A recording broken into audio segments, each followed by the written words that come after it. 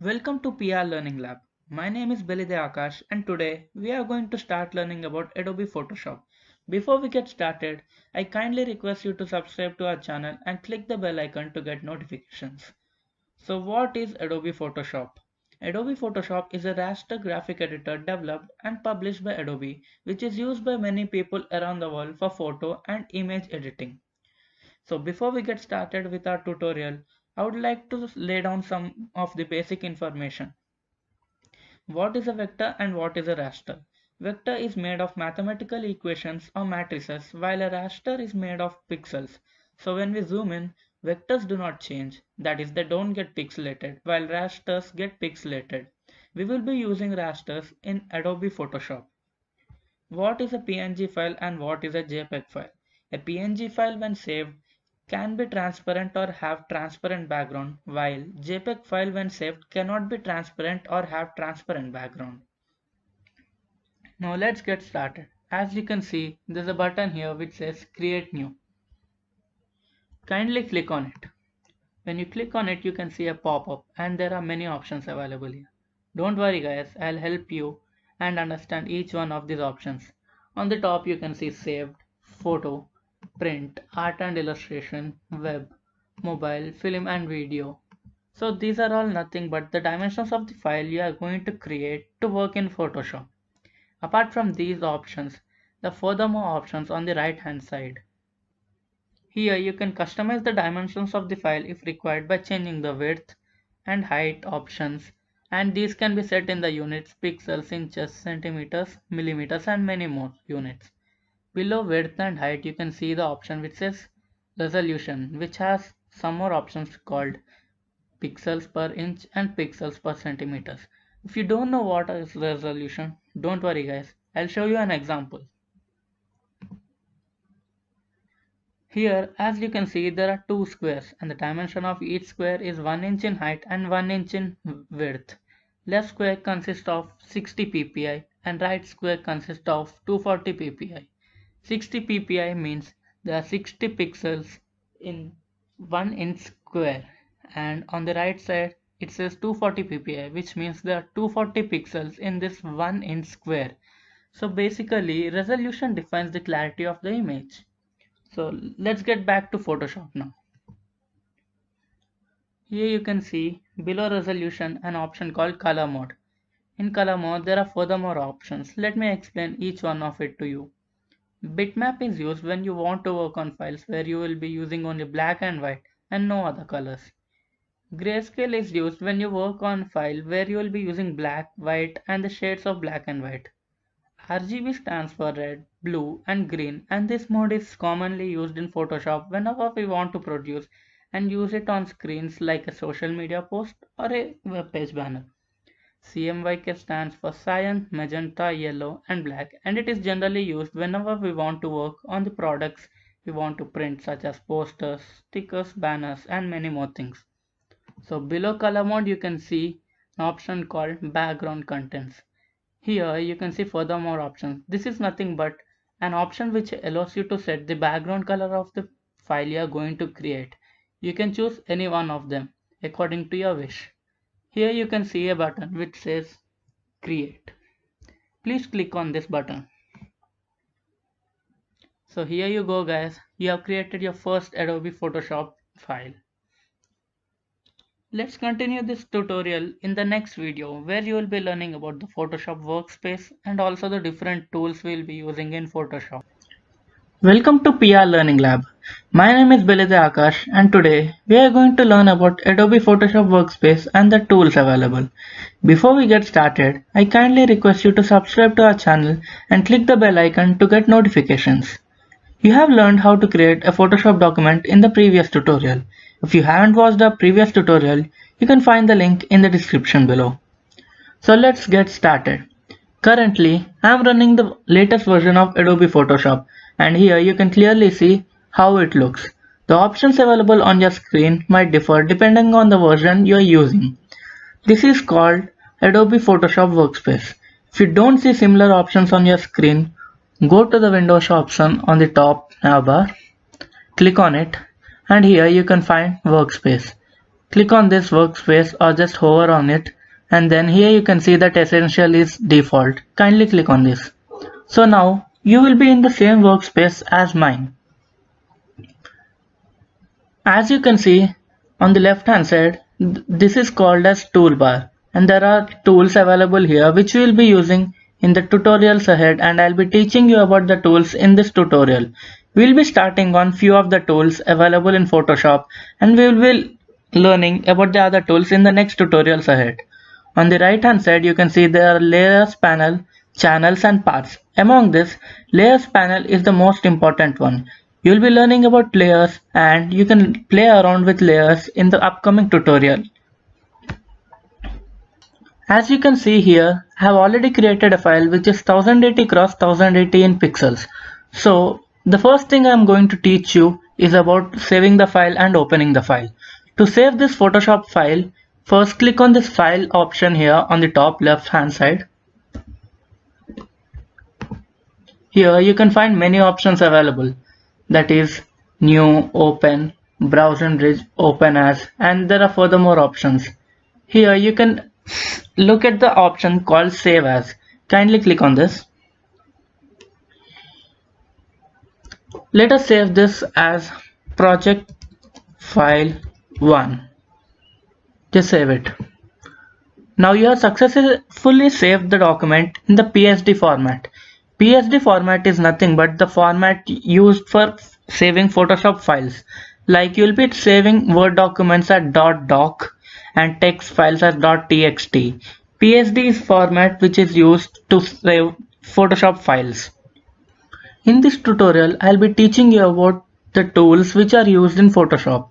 As I cannot cover all the tools in one tutorial, I'll be covering the tools in many tutorials ahead. So before we get started with our tools in Photoshop, I would like to open a file. You can do this by either going to this file option on the top left hand side and clicking on it and then press open. Or you can see the keyboard shortcut here which says Ctrl O. You can do in either of the ways. So let me click open and I'll be choosing this file. As you can see, you can open a file in Photoshop in the following method.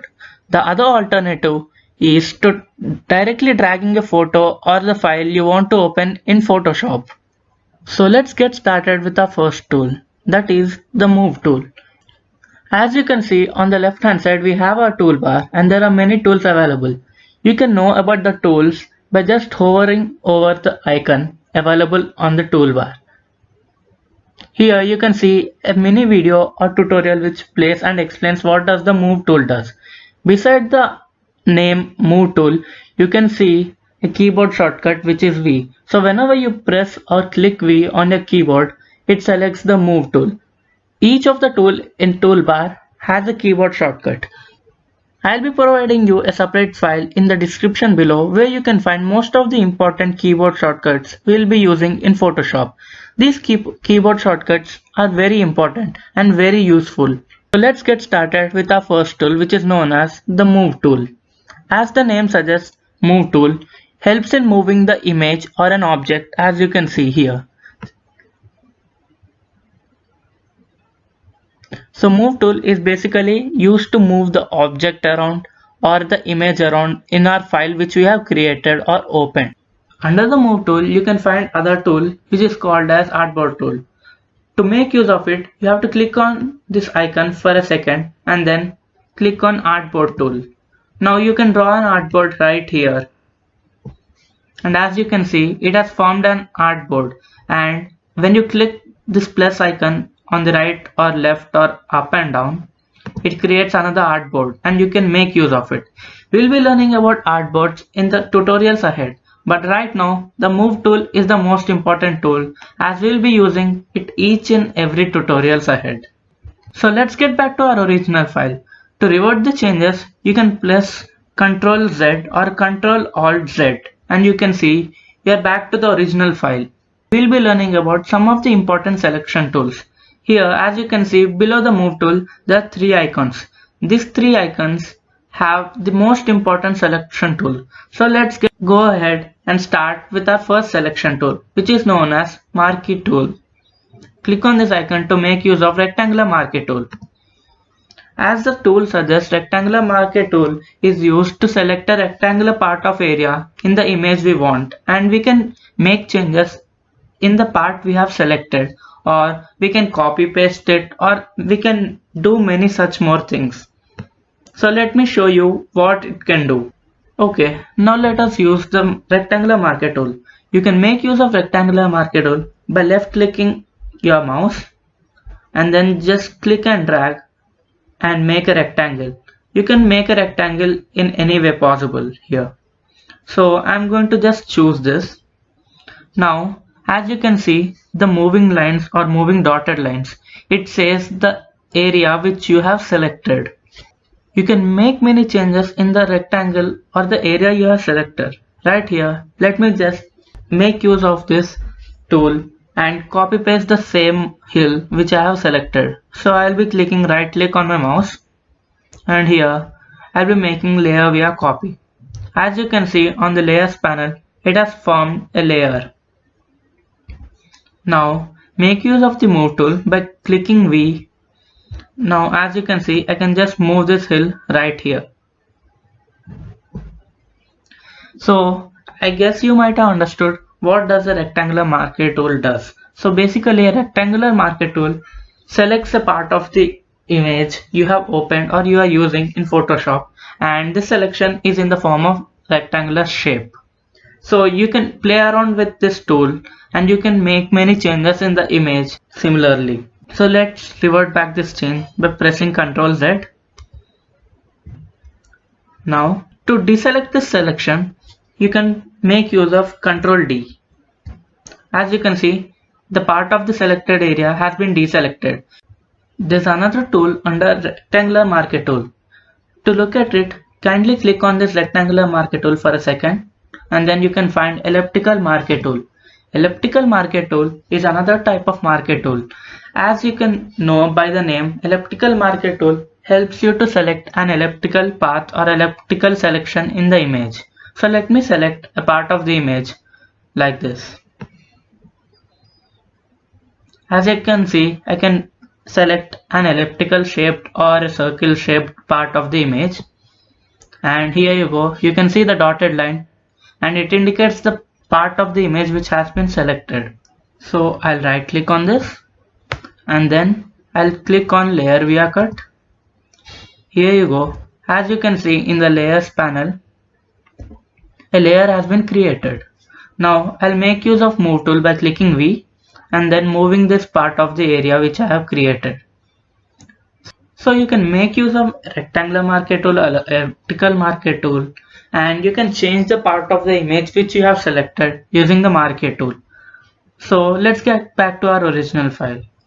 You sometimes want to select a part of an image which is not in the shape of a rectangle or an ellipse.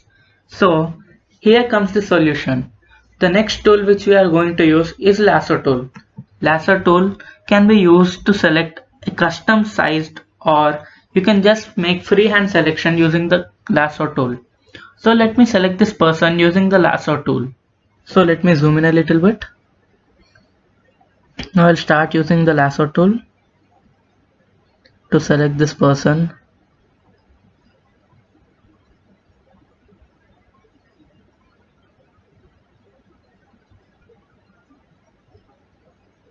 As you can see, I have reached the end. So what you have to do now is, without leaving the left click on your mouse, click spacebar, then just drag it down.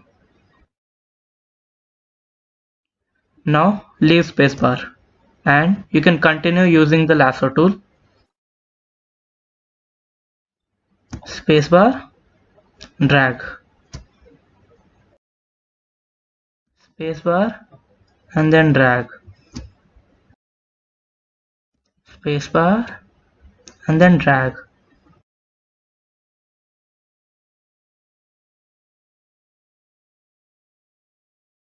So here I am going to end it and then zoom out. Now you can see I have made the selection using the lasso tool. So as you can see here, there's a part which has been selected and I don't want to make this selection. To deselect, what you have to do is just zoom in a little bit and then I'm going to click Alt and then just draw this part of the area. As you can see, now there's a symbol, that is minus symbol, beside lasso tool.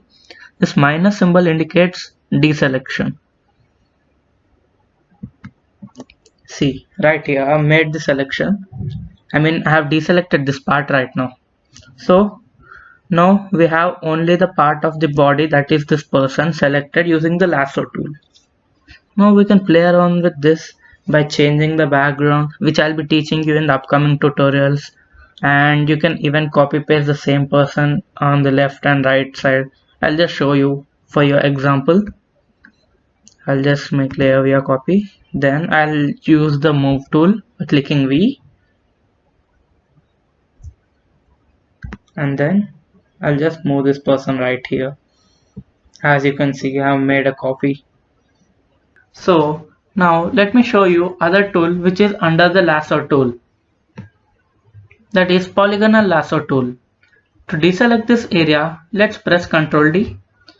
Polygonal lasso tool is another type of lasso tool which is used to make polygonal selections. As you might have understood that in lasso tool we can make freehand selections, but in polygonal lasso tool you cannot make freehand selections as you want, just like a pencil you have drawn using the lasso tool. In polygonal lasso tool you have to make in the shape of a polygon, that is by making line segments. So let's zoom in to this image little bit. Now let me make the selection using this polygonal lasso tool. As you can see, I'm making the selection using the polygonal lasso tool. Whenever you want to just make a line segment, you have to just drag and left click.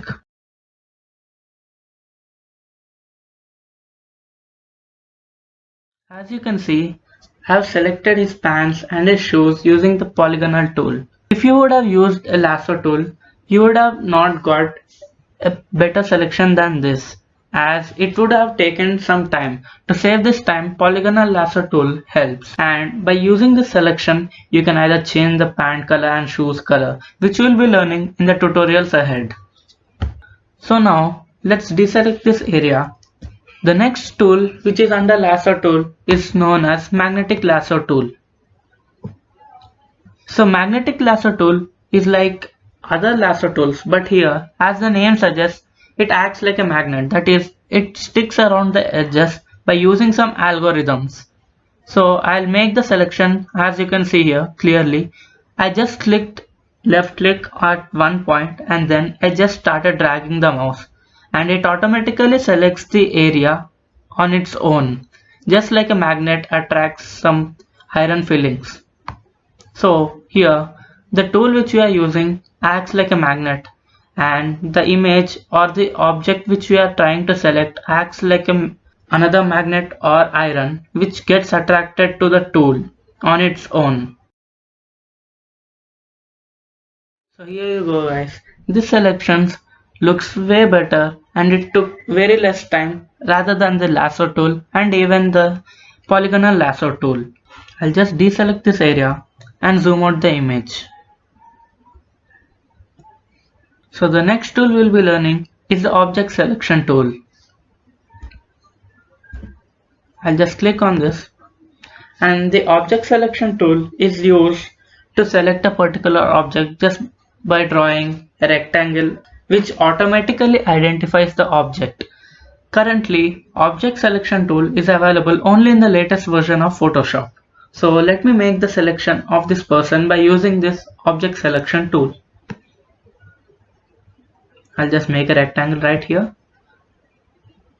As you can see, the object selection tool has automatically made the selection on its own by identifying the person.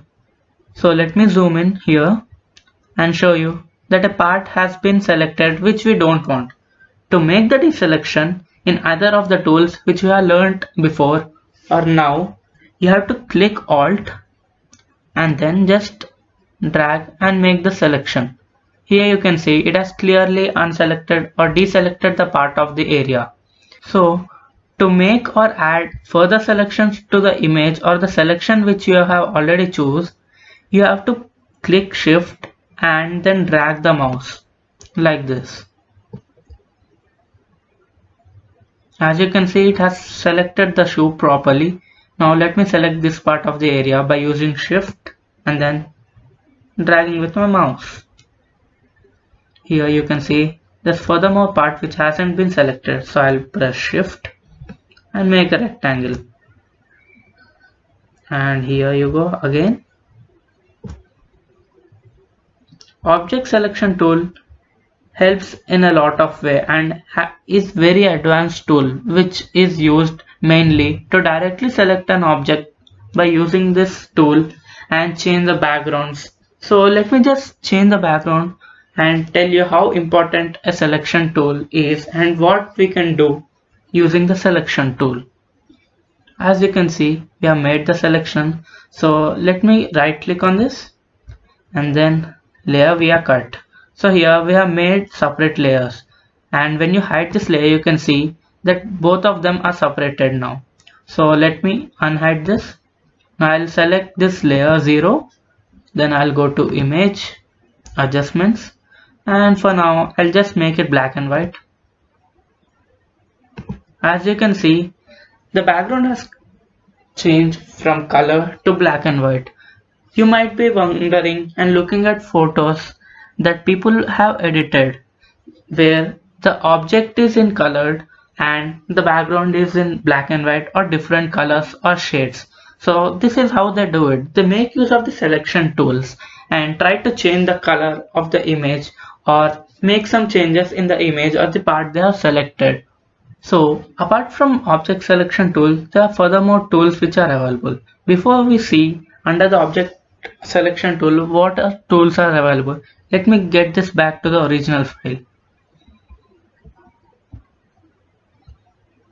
Now under object selection tool you can see quick selection tool. Before we make use of quick selection tool, I'll just deselect this area. As you can see, there's a plus symbol available on the screen. This is actually the brush which comes using the quick selection tool.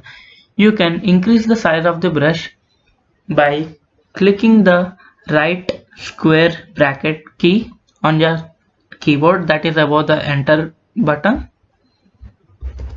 like this, or you can go here and directly change the size of the brush. And whenever you want to make a selection, you just have to click and drag it.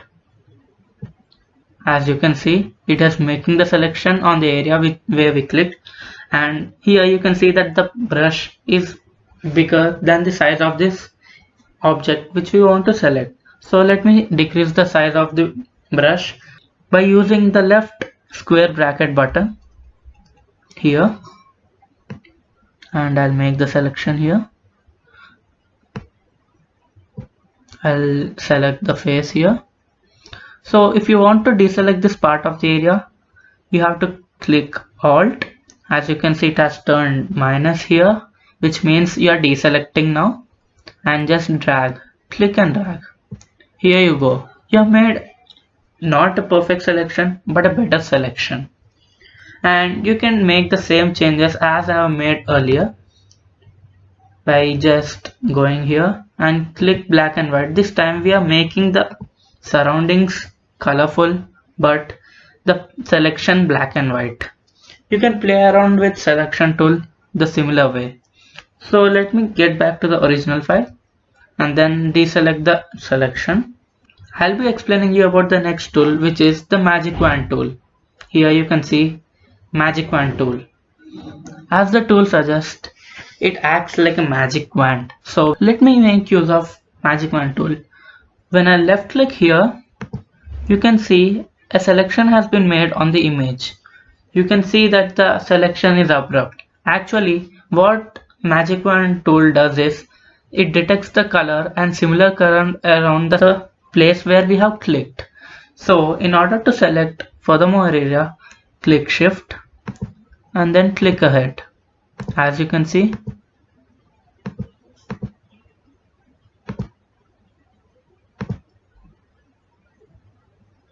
if you have made a wrong selection, To go back to the previous selection, you can just press Ctrl Z, as you can see here, and then press Shift, and I'll be selecting the areas which I want to. Let me just zoom in a little bit for better understanding.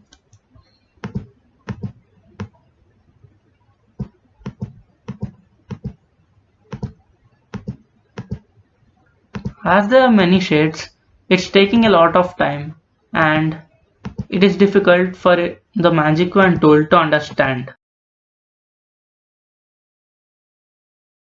So here you can see I have made a selection using the Magic Wand tool, which automatically detected the colors or similar colors around the place where we have clicked. So we can play around with all these selection tools and make use of it and change a part of the image. So we'll be learning about the other tools in the upcoming tutorials ahead. Welcome to PR Learning Lab. My name is Belide Aakash and today we are going to continue learning about the tools available in Adobe Photoshop. Before we get started, I kindly request you to subscribe to our channel and click the bell icon to get notifications.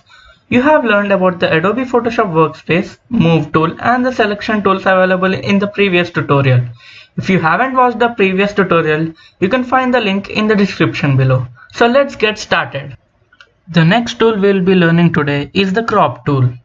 As you know, crop tool helps us in cropping the image. Here you can see we can select the part of the image where we want to crop. If you don't want a square selection or square crop, you can do this or change this by the option available here. So now you can crop the image according to the dimensions you want to crop the image.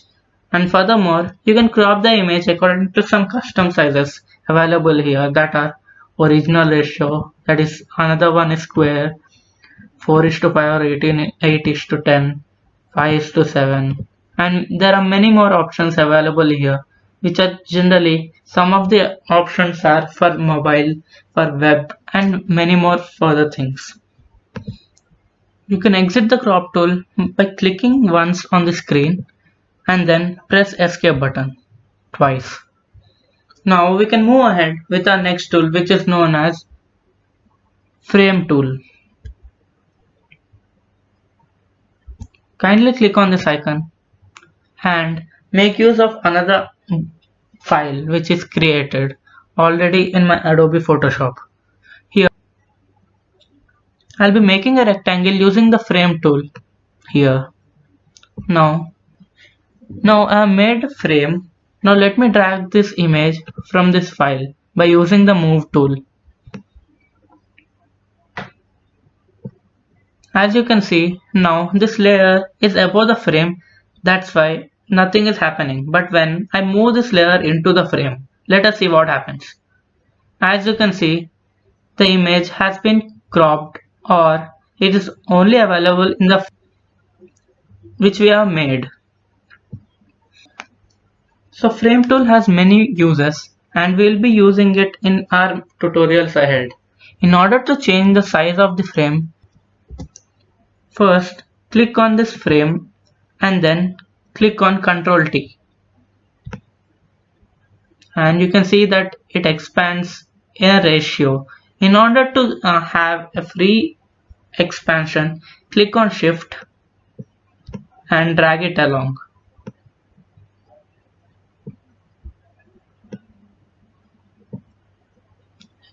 And if you want to resize the image, kindly click on the image and click Ctrl T. Now you can resize the image according to your wish using the move tool.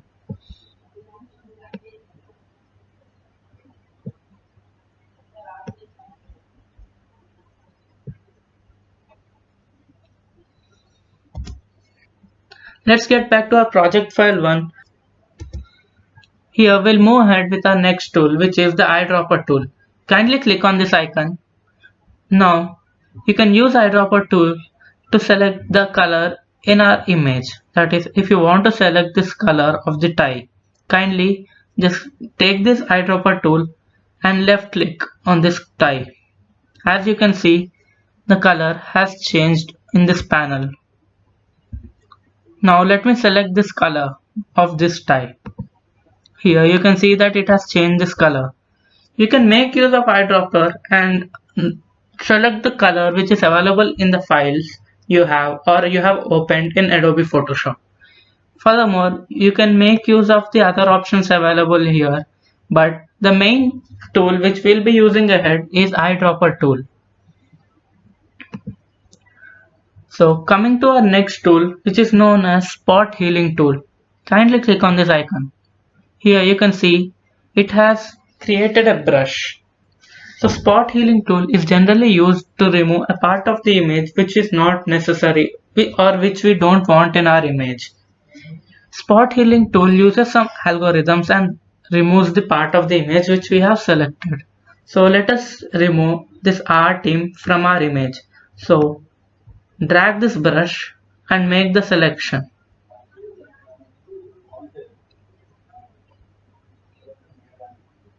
As you can see, I have made the selection. Now kindly leave it. So now you can see that the art team has become invisible. That is, it has been removed.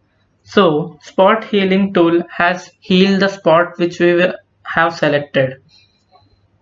So there are many more tools which are available under spot healing tool, but the main tool which we'll be using is the main spot healing tool.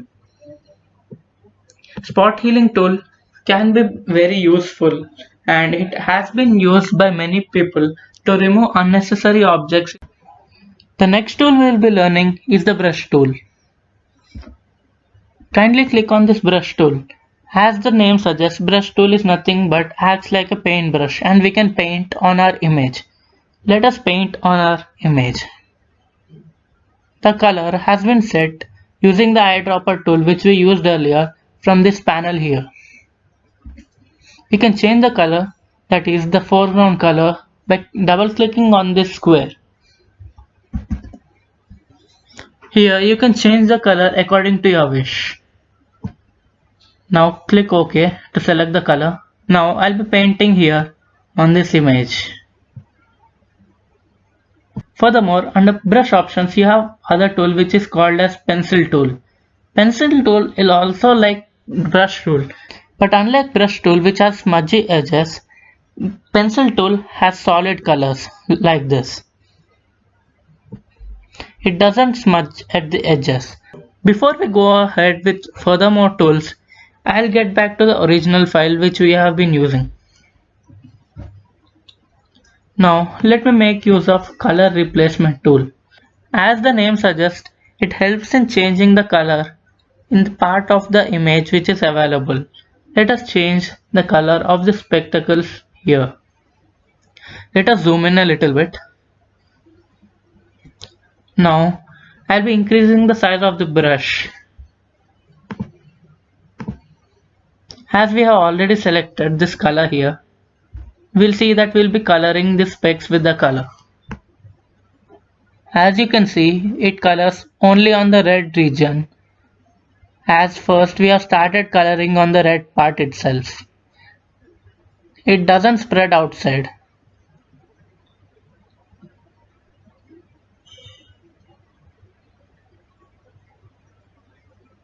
So here you go. You successfully changed the color of these spectacles available here.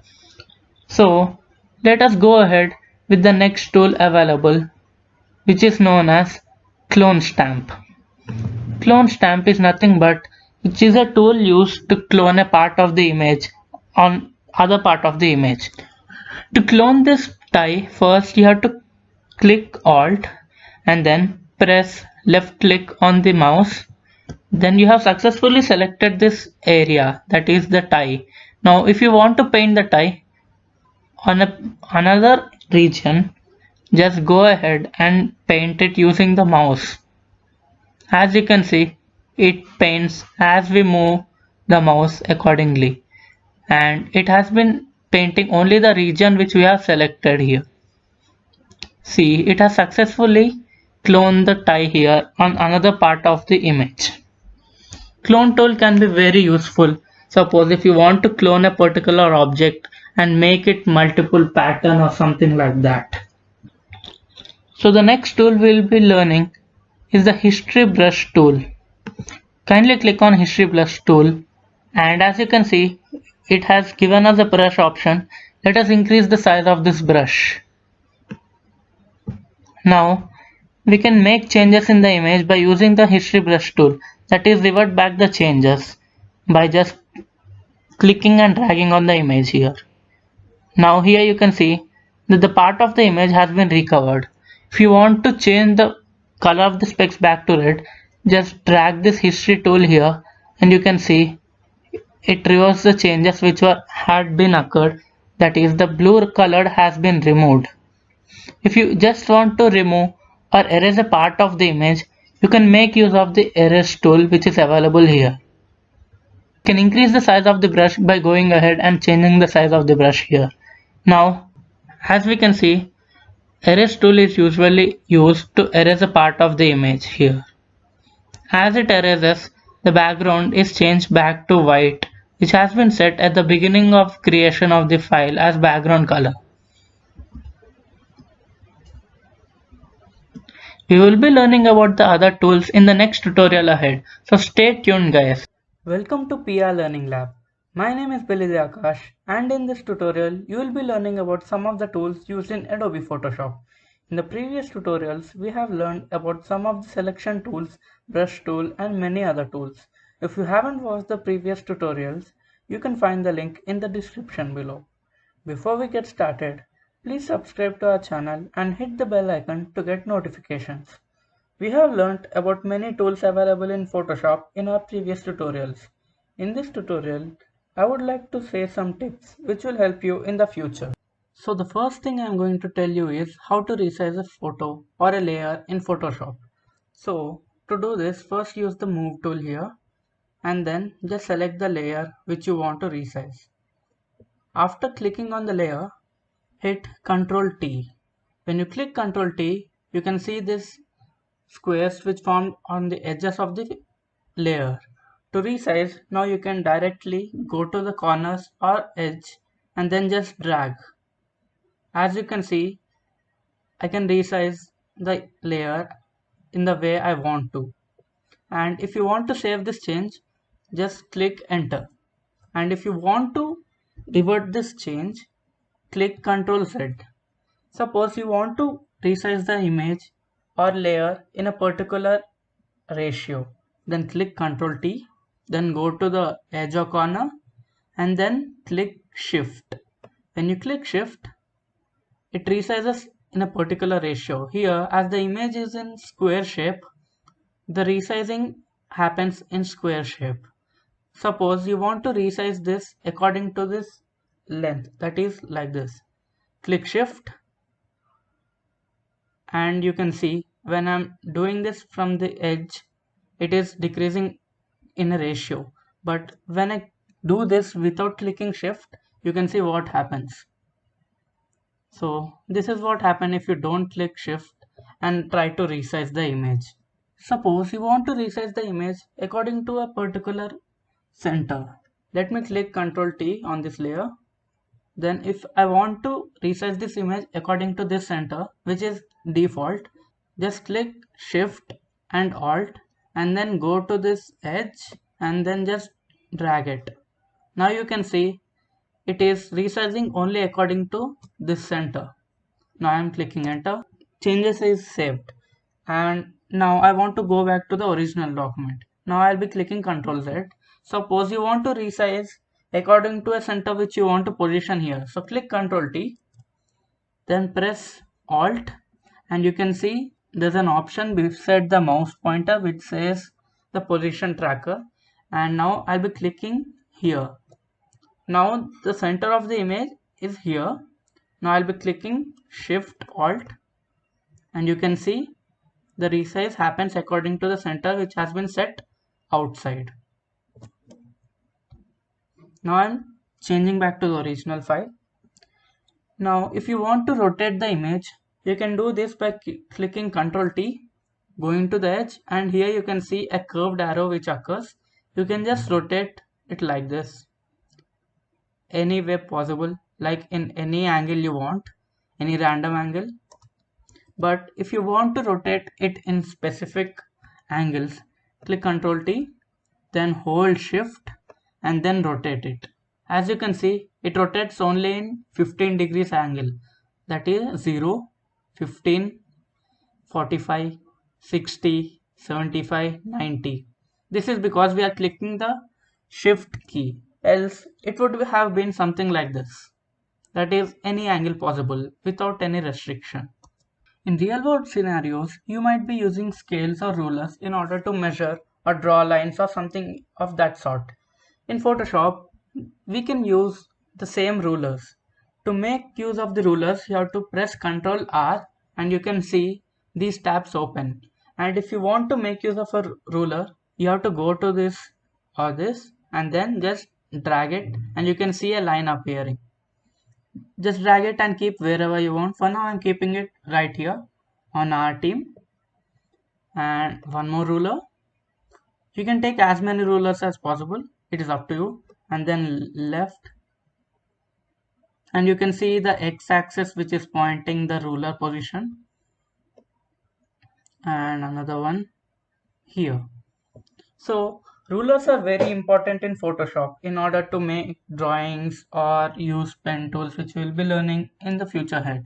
And rulers can also be useful in order to make certain selections. Now let me take this rectangular marquee tool and then just select according to the rulers which I have positioned.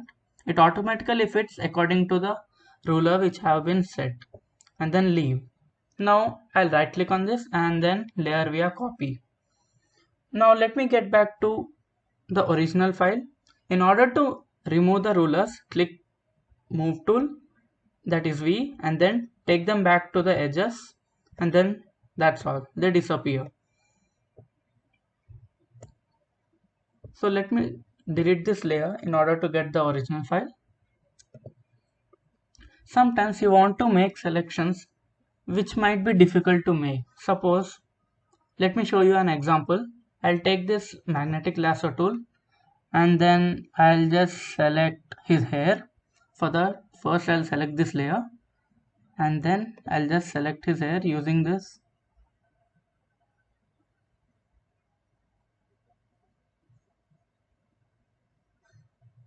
And then that's it. Here I have selected the hair using the magnetic lasso tool. This seemed to be easy, but suppose you wanted to select the external part, that is everything except his hair. To do that, you have to press Ctrl Shift I, and now you can see it has selected everything other than his hair.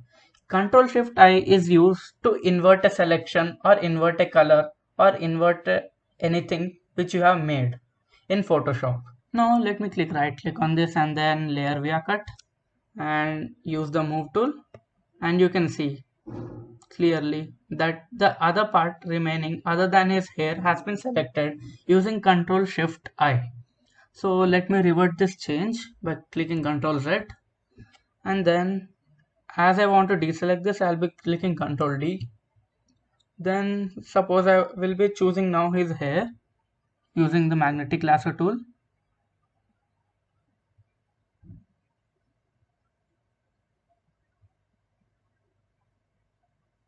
Magnetic lasso tool is one of the most powerful selection tools which we can use. Now here I have made the selection and his hair is black. But suppose I want to make it white or the opposite color of the color which is right now of the hair.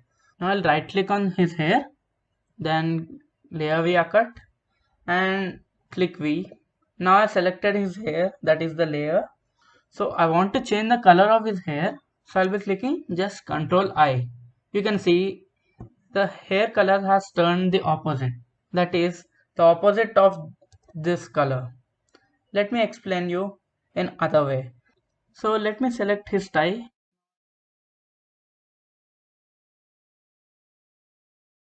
Now right click on this and then layer via cut.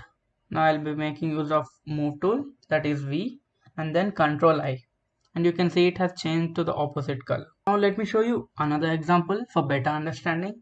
Now I'll click on this layer and then select her collar. So I'll click on this layer and then select her collar like this, and then without making any layer via cut or layer via copy, I'll just click Ctrl I, and you can see it has turned black. That is opposite of the earlier color which was white. Now I'll just deselect it and now you can see the change has been saved. So let me get back to the original file. In the previous tutorial, you have learnt till the eraser tool. So let me continue and teach you about the other tools. The next tool you will be learning is the paint bucket tool.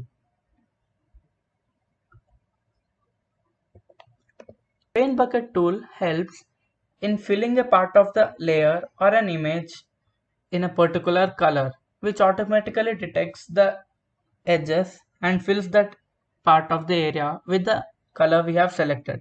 Let me select the color from here. Let me select and make this to green. Yeah, this seems fine. And then let me change the color of the specs. I'll just zoom in little bit for your understanding. I have already chosen the paint bucket tool, and then I'll just click on this, and you can see clearly the specs color has been changed. Now let me just change the color of this specs. I'll choose red, and then here you go. So paint bucket tool can be used for many purposes. Suppose I want to change the color of this hair color into this hair color. So in the previous tutorial you have learnt about the ink picker tool. Let me click on this and then choose this color. Now let me click on the paint bucket tool and then change the color of this hair by clicking on this. As you can see, it has changed the color of this person's hair. Now suppose I want to change the color of this person's mustache. Just click on this. So this is how you make use of paint bucket tool. So let me get back to the original file. So the next tool we'll be going to learn is the blur tool.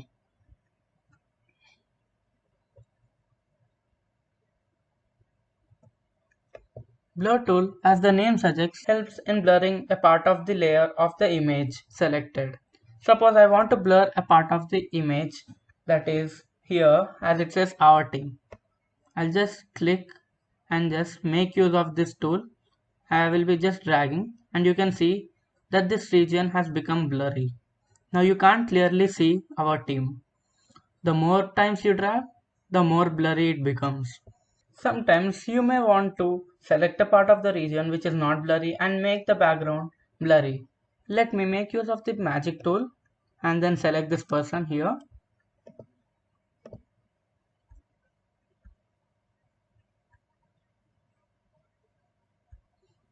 And now let me press right click and then layer via cut. Now as you can see, there are two layers. Now I want to perform blur on the background. So I'll make use of the blur tool and then increase the brush size by going here and increasing the brush size, or you can just press the right square button on your keyboard and here you go. Before that, let me select this layer. Now I'll be selecting this blur tool and now I'll be blurring this background. Here you can clearly see that this selected region is clear and the background is totally blurry. We have made use of selection tool and blur tool to make the image into this sort. Photoshop helps similarly to make many changes in our images, and we'll be learning all about it in all the tutorials which are going to come ahead. Let me get this back to the original file. The next tool we'll be learning is the dodge tool. Dodge tool helps in lightening a part of the area or the layer which we have selected. Suppose I want to make this face light, or that is make his skin color little more bright. So I'll make use of the dodge tool and then just drag it right here, and you can clearly see his skin tone has changed. That is, it became a bit white or brighter. I can do the same thing with this skin color or skin tone. Right here I'm just dragging it and you can see how it changes. Dodge tool helps usually in the images which have been clicked naturally, that is clicked in your camera, rather than vector images like this. Welcome to PR Learning Lab. My name is Belide Aakash, and in this tutorial you will be learning about the pen tool available in Adobe Photoshop. In the previous tutorial, we have learnt about the paint bucket, blur and dodge tool. If you haven't watched the previous tutorial, you can find the link in the description below. Before we get started, please subscribe to our channel and hit the bell icon to get notifications. So let's get started. To make use of pen tool, click P on your keyboard, which selects the pen tool. Now, to draw a line or make a line using the pen tool, I'll just click here once and then here. This line here is nothing but path. Path is nothing but a line or a shape or anything which only has like a shape but no fill or no stroke. That is, let me draw a shape right here, and you can see it's completely empty and it's not even visible in our layers panel. Let me go to this paths panel. Here is where you can find the path. Path does not have any fill, that is, they don't have any filled color, as well as they don't have any stroke, that is an outline to the path. Pen tool can be used to make curves apart from just making such straight lines. So let me show you how to make a curve. I'll just delete this.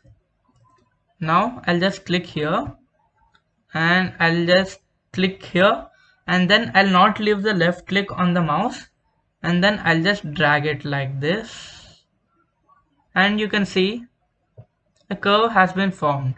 And you can see these two things. These are nothing but handles, which I have told you. Handles are nothing but which decide the intensity of the curve and the angle of the curve. Now you might see there are two handles for this single point. This left handle influences the left side and this right handle influences the upcoming curve which I am going to make. I'll show you by making another point right here. As you can see, it is a curved path.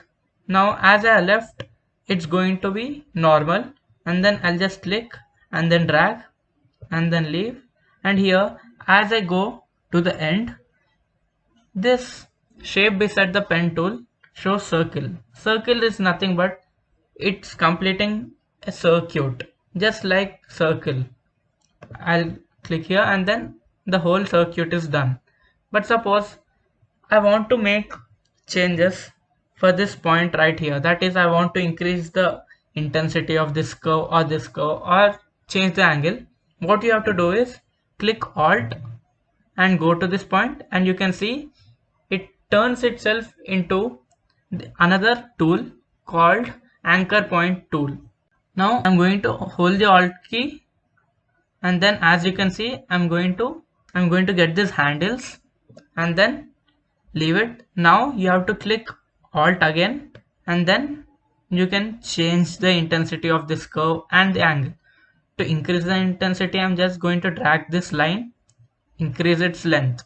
As I increase the length of this line, the intensity of the curve increases.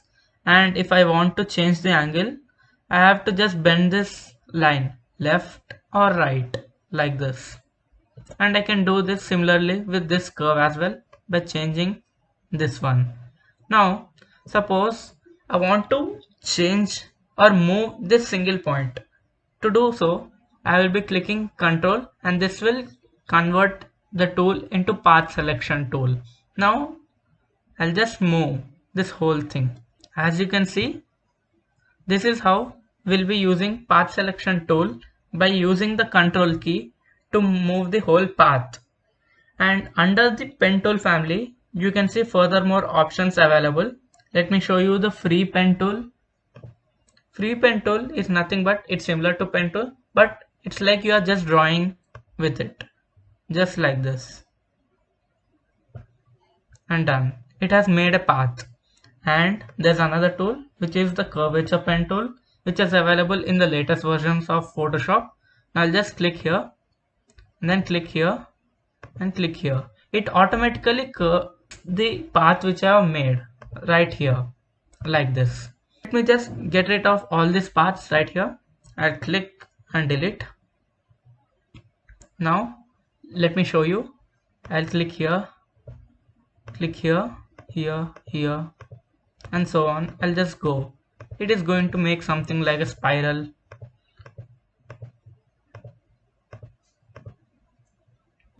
let me get back to the pen tool and make a shape or a path. Now let me delete this path right here. I'll just click here and make a shape, and you can see as I go to a point, it converts itself to minus sign beside the pen tool, which is nothing but to remove the anchor point. These points are called the anchor points. To remove this anchor point, I'll just click on this and you can see it has removed. Control Z. And suppose if I want to add a point, you need to just go to this point and then just click on it. It automatically adds a point. And now you can see these are the handles which I can change. I click Alt and then here you go. Alt and here you go. This is how you do it. The other tools available under pen family are the add anchor point tool, which you have learned just now, even the delete anchor point tool, and the convert point tool, which is made use by clicking Alt. Now let me delete this path right here. Now let me get back to the layers. Now I'll be showing you an example on how to make use of pen tool and make some curves and shapes. As you can see, there's a circle here. Let me trace the circle using the pen tool. I'll click P, then I'll just click here, other point here, and then I'll just drag it, another point here, and then drag it little bit here, and then I'm going to drag it, and then I'm going to just end this, or I could just click here and then drag it to make a bit proper circle. Now as you can see, the path looks fine according to what you have been seeing, but let me just hide the circle and then let me just zoom in a little bit, and you can see here that these 3 points look curved while this point look sharp, that is it has a pointy edge. This is because I haven't created any handles for this point, that is I have just clicked on it and then continued with my further points for making the circle. To make this curvy, you have to start by clicking and holding and dragging to make handles for the point. Now let me show you how to do that. I'll zoom out, I'll go to the paths panel, I'll just delete this, I'll get back the circle. Now let me trace this again using the pen tool. I'll just zoom in for your better understanding. I'll click here, but this time I'm going to drag it. And if you want to just make proper this, as you can see, it just bends away in any direction it wants. But if you want just in straight line, you can click Shift on your keyboard and you can see it doesn't bend on other sides, but it bends only in particular angles, that is this is 90 degrees, 45, 0 or 180, 1 and so on. This is how you make use of shift and then extend or increase the intensity of the curve which you are making using the pen tool. Now I'll just leave it right here. Another point here, I'll click shift and then drag it. I'll click here, shift and then I'll drag it, and then another point here, I'll click shift and drag it, and then another point here and here. Now you can see it seems a bit better. I'll just hide this circle, and as you can see, now it looks fine, that is the edge is curved. This is because we have made the handles for this point as well, like the other 3 points.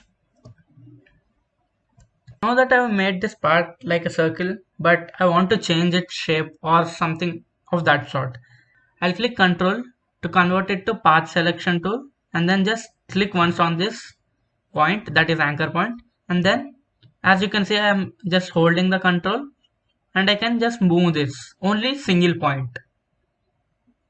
And this is how you can change the shapes after making the path completed. And now you can see the anchor points available here. To change this intensity or the curve, like I have already explained you earlier, I'll click Alt and then I'll just change it like this, just like this. I'll click this Alt and then I'll just pull it just like this. And I can change even this thing right here like this. I'll click this here, right here, and like this. Suppose I want it to be pointy. That is, I don't want it to be curved here and here. I'll just make this pointy by adding a point here like this. And then I can change these handles like this by breaking the handles. This is called breaking the handles. That is, as you can see, the handles are in straight line. That means it is curved. But if you break the handle by using the Alt key, it becomes pointy like this. I'm breaking the handle like this. Now I'll add a point here. I'll break the handle like this. I'll break the handle like this. Now you can see in the paths tab here, you can see the path which I have made using the pen tool. Let me remove this path, that is delete it. Now let me show you another example of using pen tool and drawing some complex shapes, or it's not too complex but seems fine. This is a heart and let me trace it using the pen tool. I'll click P. Before we trace this heart, let me tell you a tip or a suggestion which can be used while making paths using the pen tool. And all you have to do is, wherever you think there might be a point, just click on those points. Like here, I made an anchor point right here. Another one, I guess there might be here, and then I guess here, and of course here, then I guess here, another one right here, and then I'll complete it. Now you can see it's not completely in the shape of a heart. Now I'll make use of control and then click this point, and then I'll convert it to a curve like this. Left side seems to fine. Now I'll click on this and then I'll change its curve just like this. Yeah, exactly. Let me just decrease little bit.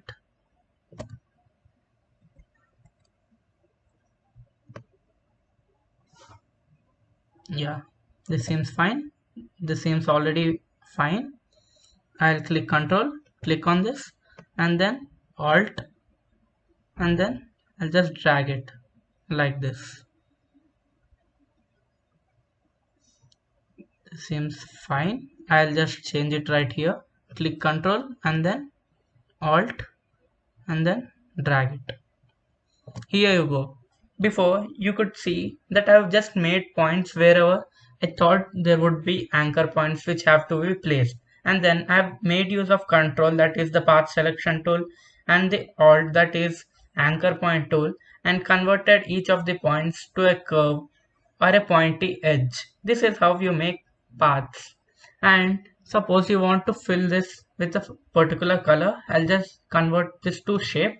So let me just trace this heart again right here, and then this time I'll just directly make it right here, and then another point right here. Yeah, seems fine. Then I don't want a curve here, so I'll just click it. Now another point here, I'll just drag it a little bit. So I'll click here and drag it. Then I'll click here and you can see it is not perfect. So let me change it by using this control and then pulling. This seems fine. Here, as you can see, I can change this by doing this like this. I'll just decrease. This seems fine. Let me change this one for you, and then it's all right. Now let me just fill the color. Let me make it red, and here you go. This is how you make shapes using the pen tool. And suppose I want to get outline, that is the stroke. I'll just click here and let me give the black stroke, and you can increase the stroke size right here using this thing. Yeah. Apart from making shapes or curves or paths using the pen tool, we can even make selections. Before I tell you that, let me just make a thunder or the shape of a thunder using the pen tool. Let me get rid of the shapes. Yeah, I'll just click here, right here. Just simple, just for my idea, I'll just unfill it, and then here and here. Now let me fill it with yellow color, and here we go. This is how people make shapes, that is different shapes using the pen tool, and you can play around with pen tool in many ways. Now let me show you how we can make selections using the pen tool. Here you can see many bowls available. Let me make a selection of this bowl. Obviously you can make use of the selection tools, but you can even use the pen tool to make certain selections or to fill colors, or there are many other uses you'll be learning ahead in the tutorials coming up. So I'll change this to path because I don't want to fill, I just want to make a selection. I'll zoom in, and then I'll just click this point right here, and then another point right here. Then I'll just extend it. Yeah, I use the shift, and then I'll click another point here, which I guess now seems fine. Another point here, and then yeah, seems fine. And another point here, I guess. Actually, let me tell you, if you want to not get or not influence this handle to the next upcoming curve, you can do this by clicking Alt and then clicking here, and now you can just continue, and here you go, it's normal again, and you can make this curved again. I'll just click here, and then I'll make a little bit like this. Yeah, seems fine. And then another curve here,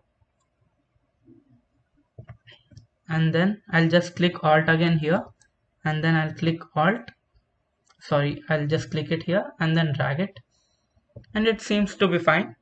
I'll select the bowls layer. Now I'll make use of the pen tool, and then right click on this, and then click make selection, and this is feather. It is nothing but the intensity of the selection you will be making. I'll just click OK, and you can see the dotted line which indicates selection. Now I'll just choose one of the selection tool, right click on this and layer via copy, and I'll just zoom it out, and I'll click V and use the move tool, and here you go. To level up your pen tool game, you can play this game called the Beza game. This helps you to improve your pen tool skills like this. I'll click here, and then I'll join it right here, and then like this. Here I have passed the first level. Now I'll click here, and then I'll make use of shift, and then click here, shift, click here, shift, click here, shift, click here, shift, and then click here. Done. Now it actually shows you the tutorial before you can make the path using the pen tool. I'll just click here, and then shift, completed. I'll click here, shift, and then done. Click here, shift, and then drag, and it's done. I'll click here, shift, and then drag, it's done. Now I'll just click here, and here you can see the best way to make heart right here. To make this heart, you have to make use of the Alt key, which I have told you. You have to click here, and then click Alt, and then do this, and then click here, and then drag it like this, then click Alt and get this here, and then click here, and then just do this right here like this. and I have formed the heart. You can play this game and make your pen tool skills better. Welcome to PR Learning Lab. My name is Belide Aakash, and in this tutorial, you will be learning about all the remaining tools available in Adobe Photoshop. In the previous tutorial, we have learned about the pen tool. If you haven't watched the previous tutorial, you can find the link in the description below. Before we get started, please subscribe to our channel and hit the bell icon to get notifications. So let's get started. Today, the first tool we'll be learning about is the type tool or horizontal type tool, which is used to add text in our file. The keyboard shortcut for type tool is the letter capital T or just T. So as I have told, type tool helps in adding text to our file. In order to add a text to your file, you can either just left click here and then you can just type in your words. Let me say just hello there. And the other way to add text is by clicking left on your mouse and then dragging and making a box. So in this way your text will be confined only to this part of the area. Let me show you how is this.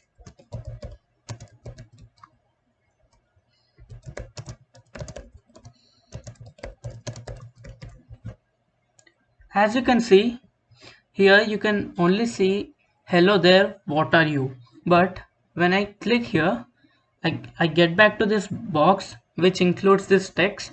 Now when I expand this, you can see the remaining text available. So by making a box like this, you can confine text to a particular area and you can hide text if required, and you can use this in many ways. In order to change the font of your text, just click and drag whole text and then go to the tab here, and then you can find many fonts right here. You can just go and then choose any of the fonts available, and you can also download many fonts from web and install them.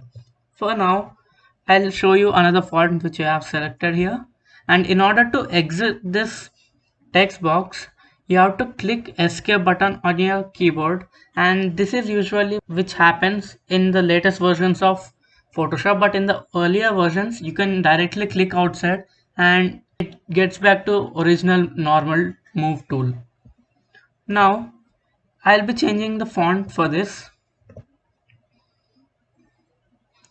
and let me choose this one, and here now I can change the type of font, that is light, italic or bold, italic, from this tab right here. And these things are not available for all the font types. These are available only for few font types. Now in order to increase the font size, just select the text and then increase the font size right here like this. And in order to move your text, click V, that is the move tool, and then just move it right here. Now if I want to change the font size to greater than 72 pt, I'll just click here and then I'll just type in right here. It's too big, let me just decrease the size. As you can see, it occupies the whole area. Let me get back to the original file. Now if you want to add color to your text, you have to click and drag the text you want to change the color for and click here, and then you can change the color right here. Let me keep this blue and leave this right here, and I'll change this to maybe yellow, or let me change this to red. And this is how you can choose the color of the text or the font. Let me show you what else you can do with the type tool. Let me just leave it like this and just change the font size to 12 maybe. This is basically a paragraph which designers use just like a prototype.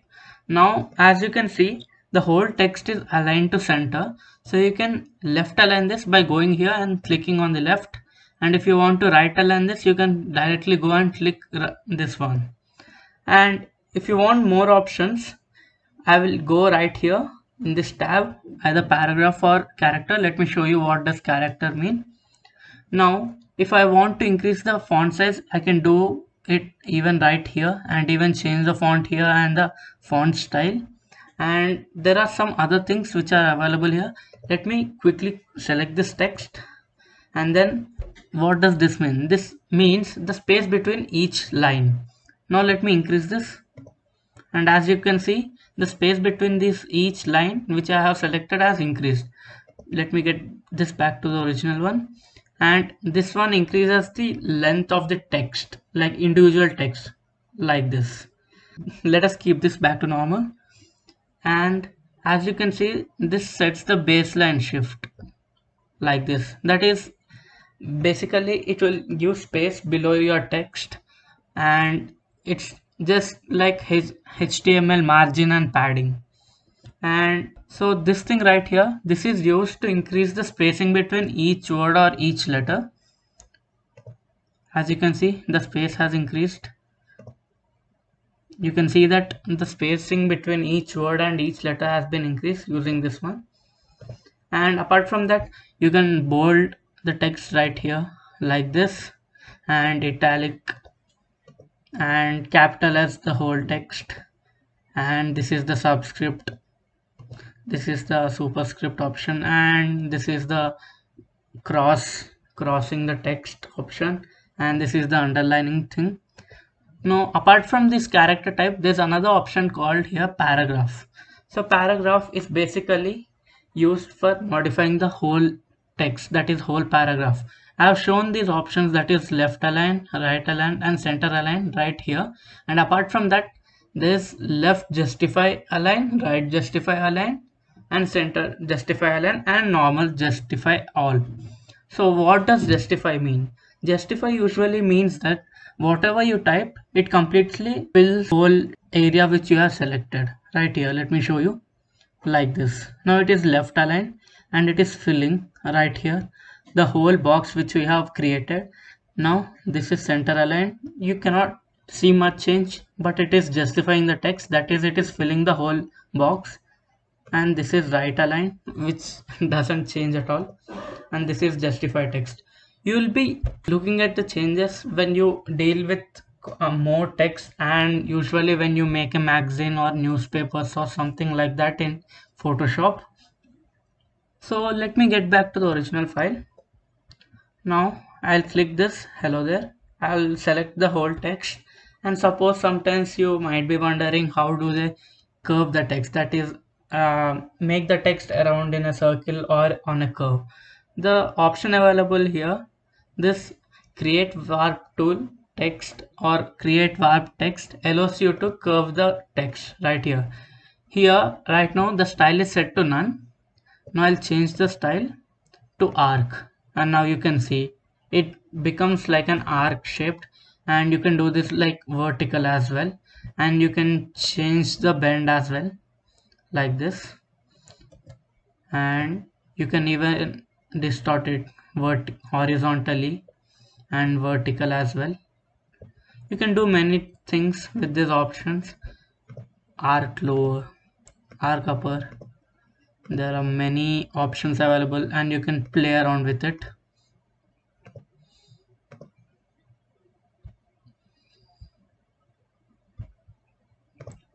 So this is basically the normal type tool. Apart from this is actually known as horizontal type tool. Apart from that, there is vertical type tool.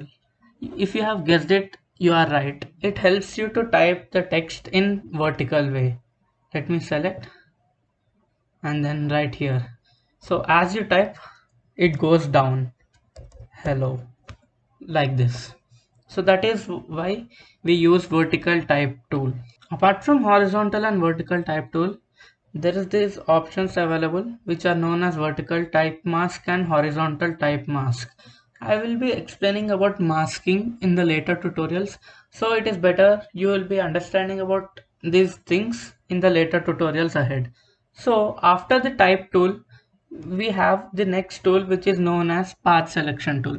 Path selection tool is basically used to select a path, and as I have told in the previous tutorial, in the pen tool where you can make paths using the pen tool, and you'll be using this tool to select that path which you have made using the pen tool. Coming to our next tool, it is known as the rectangle tool, or basically it is known to use or to draw shapes in Photoshop. Here rectangle tool, and there are other tools in this family which are rounded rectangle tool, ellipse tool, polygon tool, line tool, custom shape tool. Let me explain you the first tool, that is the rectangle tool. I'll select this, and if you want to make a rectangle, I'll click here and then drag it like this. Now I can change the fill here and add stroke if required, and then I can change the stroke intensity or stroke size right here. Apart from that, when I made the rectangle, you have seen this property tabs open. Here you can change the rectangle width, height and everything else right here instead of just drawing. And if I want to make this part curved, I'll just click here and then click enter. As it is set, that is as I have logged, the corners are getting equally curved. That is, if I change one curve or one corner, everything gets changed accordingly. Now let me remove this lock, and now I'll increase this to 30 pixels, and now you can see this curve right here, which is more than the other curves as I have removed the lock. You can even change these things, you will be knowing it as you play around, and you can change the color and the stroke right here. Let me delete this rectangle first. Now let me get back to this tool. Now I'll choose the rounded rectangle tool. Rounded rectangular tool, as the name suggests, helps you in making rounded rectangle. That is, the edges are already curved. You need not give any extra curve like we just gave to our rectangle. Right here, as you can see, it already comes with a curve. That is, basically it is a rectangle with fixed curves, and you can change it even right here. And let me tell you some interesting thing while making these shapes. Let me get back to rectangle tool, and this can be used for any of these tools, that is any of these shapes. So suppose right here, as I am clicking and dragging, you can see I'm making a normal rectangle. But suppose I want to make a square. So how do you think? You might be thinking you have to just click and drag and make it like exact square, but that doesn't always need to be. That is, you might not end up getting a square.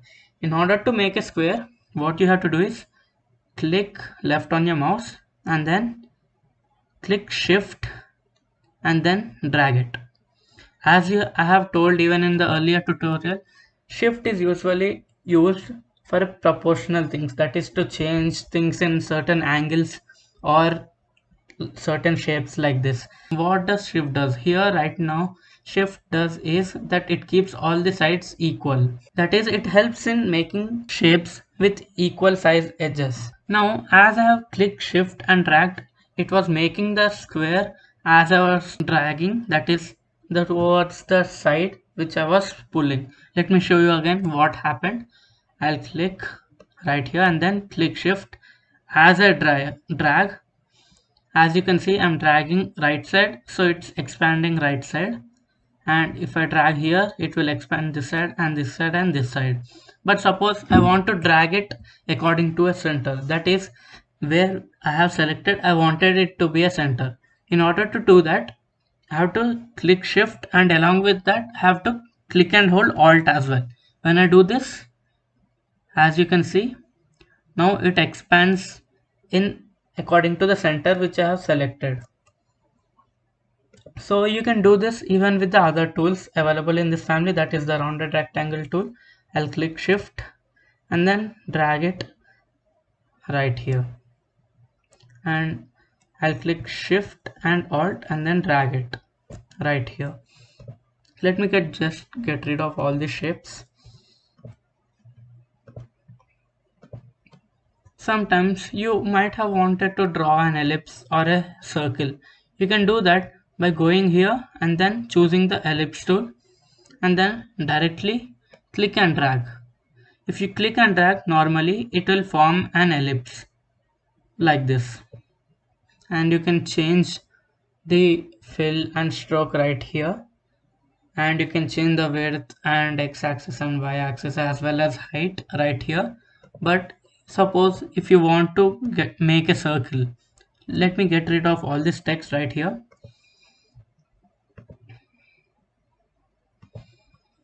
I'll get rid of this as well. Now let me zoom out. Now let me choose this. I'll be using the keyboard shortcut U. Now in order to make the circle, I'll click shift and drag it. Now you can see it becomes exact circle. And suppose if I wanted to make along with a center, I'll click shift and alt and then drag it right here, just like that. It's so simple. Apart from this, we can make many more shapes using this tool. Let me choose the next tool, that is the polygon tool. In polygon tool, all you have to do is select the sides right here. You can just draw like this. And if you want it to be equal, click shift. If you don't want it to be equal or don't want it to rotate, just hold or leave shift.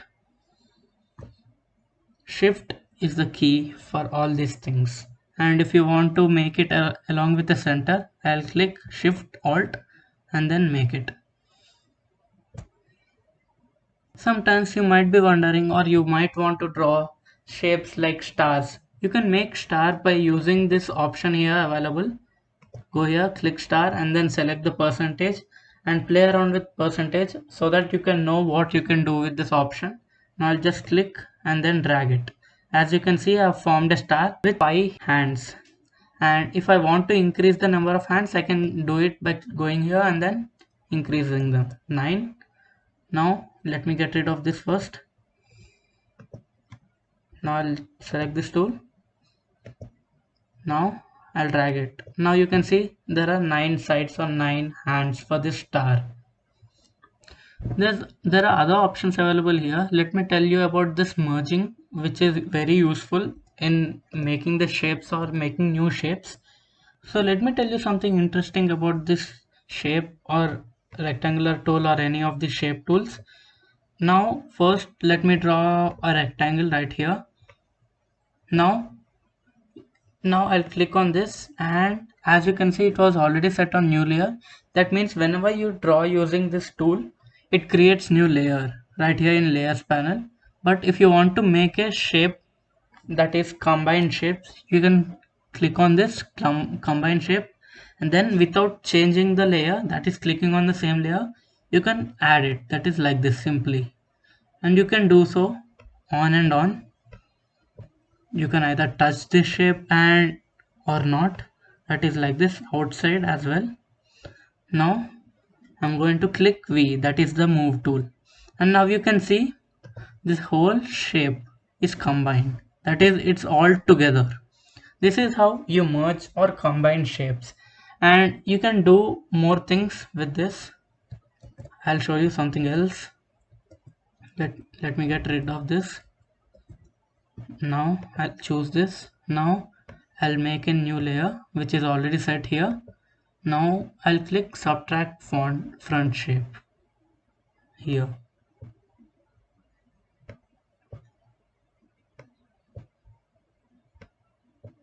Here what it does, it subtracts the front shape and the remaining thing is according to the fill which we have selected. Now as you can see, I'm going back to the move tool, and here you go. Except this area, everything else is filled. Now even if I move or make anything, it will be remaining same. Let me delete this layer. So you can play around with that options available to merge shapes and create new shapes. So let me get back to this tool, and now you can see the next tool available. This is the line tool. Line tool, as the name suggests, you can make lines using this tool. Here I have made a line, and I can change the type of line, that is dotted or like this, and I'll just click enter. I'll click, and this is already dotted again. Let me make a normal line. I'll click here and then I'll click this line, enter, and you cannot see it properly. Let me make another one and increase this, and as you can see the stroke is set to white, so I couldn't see it. Now I'll remove the stroke and then I'll click enter. Now you can see the line. I'll click and drag and you can make a line as simple as that. Now here stroke was set again back to white. Now I have removed the stroke and you can see it clearly. Here you go. Let me get rid of all these lines. Now let me show you another tool available, that is the custom shape tool. Here custom shape tool, you can draw many different shapes which are available right here. Like as you can see, it is already set to something like a buffalo thorn tree which it says. I'll just click and drag. As you can see, I have drew this shape, and here you can see it showing all like blue color. This is because of the points which I have been set to the edges. Now just click enter and leave it. Now you can see it has formed this tree, and you can change this right here. You can make a tree like this which looks like a Christmas tree, and just click enter. So custom shape tool is usually used to make certain custom shapes which can be downloaded from the net or which are already available in our Photoshop. Just let me choose this color to blue and make the next one like this. Now I'll change the color to blue. As simple as that. So let me get rid of all the shapes. Now the next tool which is available is the rotate view tool, which helps in rotating the view. Now first, to visualize this, I'll just make certain custom shape or any shape like this. Now I'll click enter. Now I'll choose this and then I'll just rotate this. As you can see, I can just rotate as simple as that. Let me get back to the original one. Now I'll just rotate in particular angles, that is I'll click shift and then rotate. Here you can see I can rotate in particular angles only, that is 45 degrees or 15 degrees or 30 degrees and 90 degrees, 180. So this you can use to rotate the whole canvas right here. And the next tool available is the zoom tool. As the keyboard shortcut suggests, zoom tool is used, or we get zoom tool by clicking Z on our keyboard, and it is you can zoom into our canvas just by clicking. Now you might be wondering how to zoom out. You can click Alt and you can see that magnifying tool has turned negative symbol. Now you can just click directly normally and then this zooms out. But usually you can directly zoom in by clicking Alt and then using the scroll bar on your mouse or just on your keypad, zoom in or zoom out. Here you can see this thing available. This is nothing but to edit the toolbar which is available. You can edit the keyboard shortcuts if required. You can change them accordingly as you want them to. I have kept them on the default ones because that is what I usually use and I got used to it. And apart from that, here you can see this is called the color palette or color tool, where we can choose the color, and here you can set the foreground color and background color. So you can switch between these colors. Let me set this background color to blue. Now you can see I haven't choose any tool. Let me choose the brush tool by clicking B, and then I'll click the background and I'll just draw, and here you can see it draws with black. But if I want to switch to blue, I did not go here and choose blue. Instead of that, what I'm going to do is I'll just click on this arrow key which swaps the color. That is the foreground color is changed to background color. Now, as you can see, I'm drawing in blue. This is best way to use the foreground and background color thing. So here we go guys, we have completed successfully and learnt all the tools available in Photoshop. And now you are a step ahead to become a graphic designer. Now you can use these tools and make many things and make many posters or anything required. You can play around with these things, but in order to make proper utilization of Photoshop, tools are not only the things. There are layers and many more options available, and you will be learning about them in the coming tutorials ahead. Welcome to PR Learning Lab. My name is Belide Aakash, and in the previous tutorials, you might have learnt all about the tools available in Photoshop. If you haven't checked out the previous tutorials, you can find the link in the description below. Before we get started, please subscribe to our channel and hit the bell icon to get notifications. So let's get started. You might have watched me using the layers panel available here in some of the tutorials which were taking place before. So what is layers or what are layers? Layers are nothing but like sheets of papers which are kept one upon each other. When a pile of papers are stacked together, you can only look at the paper on the top but not the ones at the bottom when you view from above. Here in layers panel, you can find the images you have important shapes you draw, text you add to your project. You can reorder them according to your wish. Here you can see I have already imported 4 images which are named 1, 2, 3 and 4. Now I have already selected the move tool. So as you can see, this image here which says 4 is on top of all the layers right here, and there are other layers behind this image 4. So in order to take this image back, what you have to do is select this layer. You can select a layer by just clicking on it like this. So I'm going to select this fourth layer and I'm going to just drag it down below the third layer. Now you can see that the third layer is on the top and that is above all the other 3 layers. Now suppose here you can see that the second layer is on top of the first layer, and as the size of the second image is almost equal to the first one, you cannot look at the first layer which I have placed. So in order to keep this first layer on the top, I'm going to just click it here and then drag it just like this. Now you can clearly see that the first layer is on the top and all the remaining layers are hidden. Suppose you want to just hide this layer but not delete it. You can just hide this layer, that is the any layer, just by clicking this eye icon. This icon indicates layer visibility, that is when you click this it gets hidden, and when you click this again it's visible again. So this way you will not be deleting a layer, but you will be hiding and unhiding the layer in order to look at the other layers available in our layers panel. Here in the layers panel you have many options available.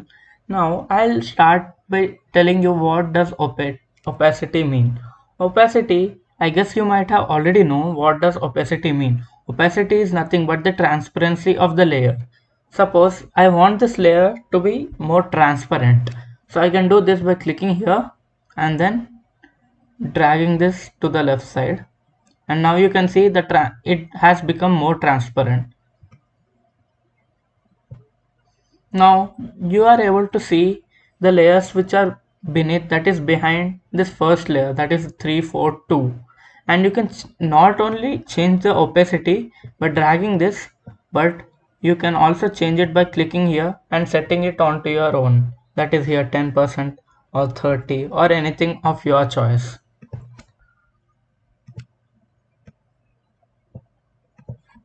Beside the opacity, you can find this. This is known as the blending mode. That is the types of blending modes available for the layers.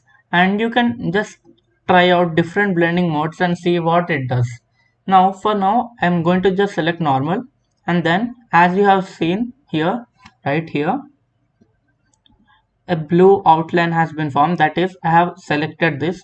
Now if I just want to change, I need not click on this. I'm going to just click on my down arrow key on my keyboard, and you can see the blending modes changing on this layer, that is applied on this layer. It's just like effects that you use in Instagram and filters that you use in many social media and editing apps.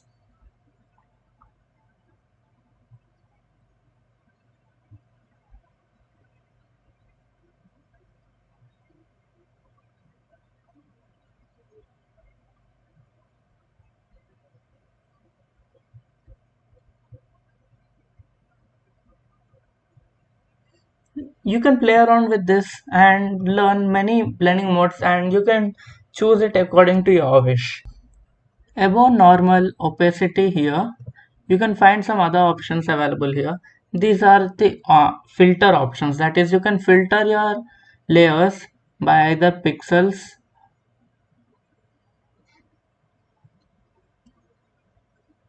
or adjustment layers or text or shape layers or smart object layers. Here you can see these symbols right here. These three images have three same symbol. This symbol means smart object, and here it doesn't have any symbol, so it is a pixel, that is normal. So when I click this, it filters only pixel layers and the other layers are not visible. Suppose I'm going to click on this. Now you can see only the smart object layers. So this is how you use this filter options available in the layers panel right here. Here you can see this option available, fill. As in this case, this is an image. Fill acts indirectly like the opacity available here, but fill actually means only the inside part. Suppose you have anything like some rectangle or any shape which has stroke as well as some fill. So the inside fill part can be changed using this option. Let me show you. Let me hide all these layers here, and then I'm going to just draw one rectangle right here. Let me choose this to be white, and then I'll create it like this right here. Now I'm going to draw another rectangle. Before that, I'll select some other color. Sorry. Now I'll draw this. Now I'll select other color, that is this red color. Now I'll give stroke to this. I'll give black stroke and then increase the stroke size so that you can see it properly. Now I've selected this rectangle right here, and as you can see the fill is set to 100%. Now let me reduce this to 90%. You can't see much change, so let me reduce this to 50. So here, as you can see, fill is going to reduce only the fill part which we have used for this rectangle, but not the stroke. So let me set this back to 100%, and let me change the opacity. Here, as you can see, opacity reduces only the opacity, that is the transparency of both stroke as well as fill. It is unlike the option which is available here, which only reduces the fill option right here like this. And this is mainly useful for things such as you want to get outline but have no fill. That is, you want something. Let me show you something like this. I'll hide this and I'll keep this above, and then I'll reduce this fill like this. But you can also draw a normal layer without fill, that is normal rectangle without fill, and you will get the same options. But suppose I have taught you about text, that is the type tool available. So let me just use this type tool, and then I'll just draw this right here, and then I'll set this to around 60 or more than that. Yeah. Now I'll just choose some random font. I'll choose this. Actually, let me increase the size. so that you can see it properly. Now I'm going to type hello there. Now as you can see here, let me change the color first. I'll change the color by going here. I hope you remember all these things which were taught in the previous tutorial. Now if I want to reduce this, that is the fill, I can just do this by doing this right here, or I can do this even by changing the opacity. But suppose you might have wondered that you want outline to your text, but you want the inner, that is the fill, to be transparent. You can do this by going here. These are the layer style which I'll be teaching you properly in another tutorial, but for now, for an example, I'll just show you. Here you can choose some options available: bevel, emboss, stroke, and many more other options. So what I'm going to do is I'm going to give stroke to this text. Here you can see as the stroke is already inside. Let me set this to outside, and you can see this is too much. I'll just reduce this. I'll keep this 10, and then black seems to be fine. And here you can change the same blend modes available. Now I'll click OK. Now here you can see the fill is all at 100, so it's visible. Now let me just reduce this to 0. Now you can see that the text is there, right there, but only with the stroke, and there is no fill. So this is how you are going to do it. Sometimes you might want to sometimes you might want a layer to be locked at a certain position, that is, you don't want it to be moved. That is, sometimes I'll be selecting this layer right here, but it doesn't get selected like this. I'm going to select this, but by mistake I select this layer and then I try to move it, so it gets moved right here like this. So in order to just lock this, you can do this by going here and clicking lock, and I have locked this layer right now. So now you can move this image, I mean this layer, but you cannot move this one, this hello text. It can't even be selected. In the next tutorial, we'll be learning about this layer style and layer mask and adjustment layer, create new group, all of this right here. These are the things which are mainly very important in Photoshop, and you can do n number of tasks using these things. Welcome to PR Learning Lab. My name is Belide Aakash, and in the previous tutorial we have learned about the basics of layers. If you haven't checked out the previous tutorial, you can find the link in the description below. Before we get started, please subscribe to our channel and hit the bell icon to get notifications.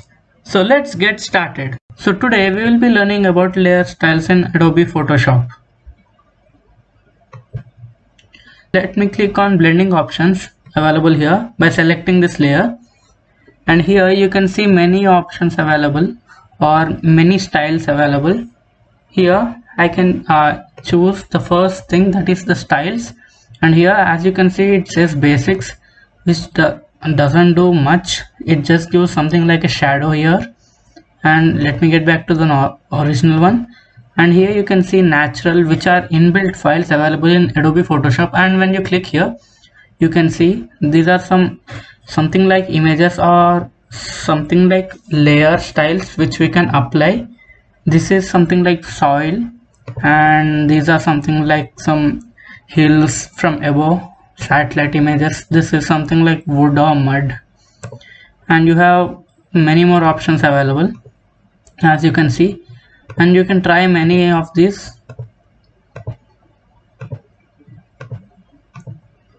These are some of the inbuilt which is provided by Adobe Photoshop. And let me get back to the normal one, and here you can see other thing which is called blending options. Blending options is nothing but here you can find fill opacity, which is same as the fill which is available here in our layers panel. So I'll just try to decrease this. As you can see, it decreases the fill opacity, and now here you can see the normal opacity blending mode. It also acts like fill opacity right here, but you can change this blend mode and see different types of it, and these blending modes are directly available here as well.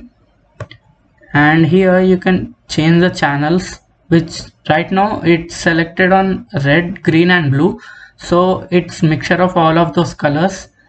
And if you remove one, you can see it's apply something like a filter on the image. And now here you can find blend if. This is nothing but it can decrease and increase the intensities of the whites and blacks, like right here, like that. Underlying layer will affect on the layer which is below this layer. Right now it's just a background, so it doesn't do anything really. And coming to other options, actually these two options are not usually used by many of the graphic designers in Photoshop. So let me coming to the next one, which says bevel and emboss. Here you can see, let me maybe move this a little bit this side, and here you can click on this to view the changes here on your layer, and you can unclick on this again, and you can see it will be remaining normal. But if I usually keep this turned on so that I can understand what's happening with my layer. So here you can see there's a thin line right here on these edges. This is nothing but bevel and emboss is nothing but it makes the layer little bit embossing, just like a tile, like the tiles which we use for in our homes and everywhere. And here I can increase the tile size and also soften it little bit, and you can keep this outer bevel as well outside, and I can change this modes as well, and this direction can be changed, which will change from up and down, and depth also can be changed. Now let me get this back to inner bevel, and you can see it forms just like a tile. And I'll increase this little bit, and you can change the angle and everything from here, and you can change the type of effect by choosing these, like this. And now I'll keep this for normal right now, and here highlight modes can be changed, normal, like this, dissolve and many things. And shadow mode can also be changed similarly. And here you can see contour, and you can see a little bit, this is this thing contour right here. It increases and decreases this range of contour, and you can observe this right here properly. And I can give even texture. Texture is nothing but the pixelated, and this thing here we can give patterns for this layer, which somewhat looks like some painting and everything.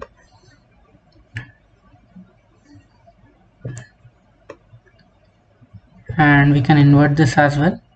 So for now I'll remove all this, and for stroke I'll give you a better example, and I have already given a example in the previous lesson with text, so I'll just write some text right here. Now I'll just click and drag here. Now I'll type hello there,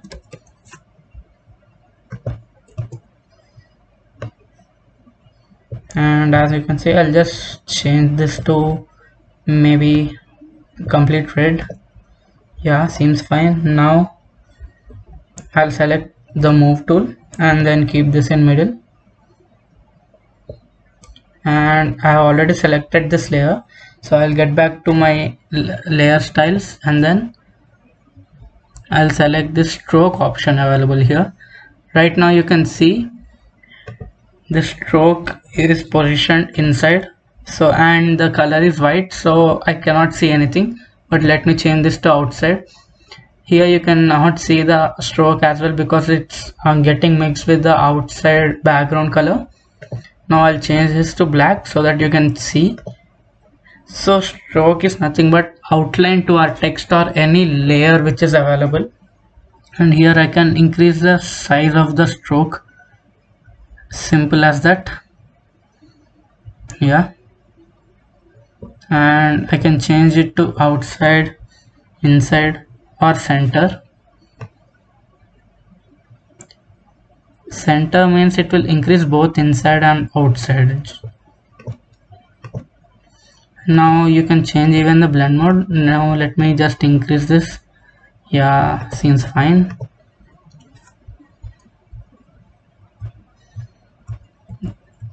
You can play around with this blend modes in all of these style layers and you can see what it does. And you can change the color right here from this panel, and you can choose any color which you want. I can choose even blue like this and just click OK, and that's it. That's how you can use stroke for layers. And then here you can see inner shadows.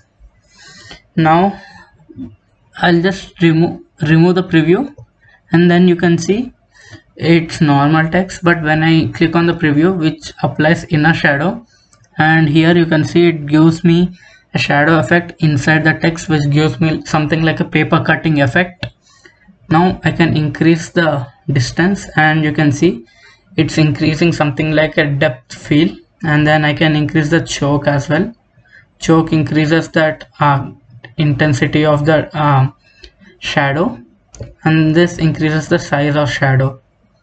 So right now it's on multiply. I'll change this to normal, and then I'll change this angle to 180 degrees. And now you can see this thing right here, inside shadow. So simple. And I can increase the size as well, and you can change the color here as well, color of the shadow. That is, it doesn't affect that much because it's a shadow.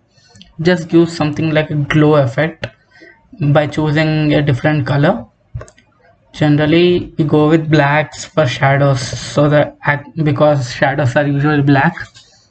And we can change the contour right here, the types of shadow, different types of shadow.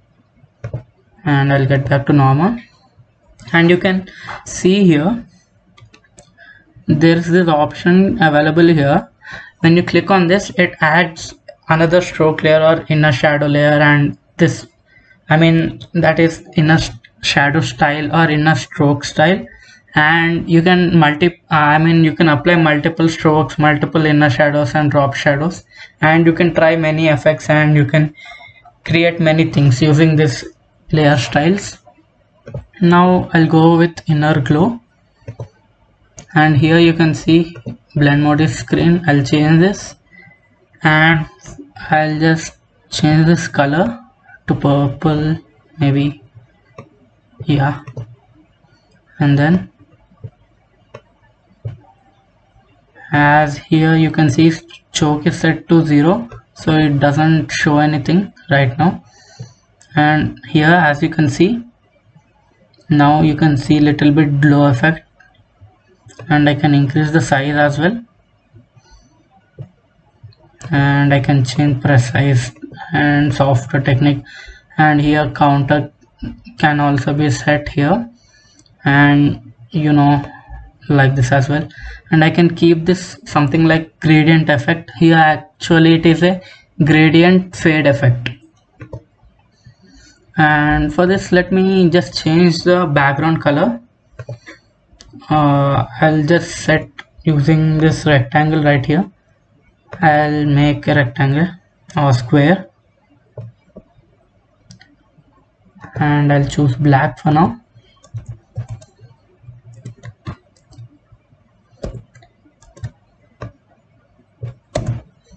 And now I'll choose layer style again, blending options, and I'll choose inner glow. Sorry, I have selected the rectangle, so it has given the effect to the rectangle. I'll choose the text layer here, and then I'll go to blending options, and here I can actually directly go to inner shadow as well, or inner glow. And here now you can see little bit clarity. I'll change this to purple again, increase the opacity and choke, and here you can see more clearly now. Source can be changed as well, center or edges.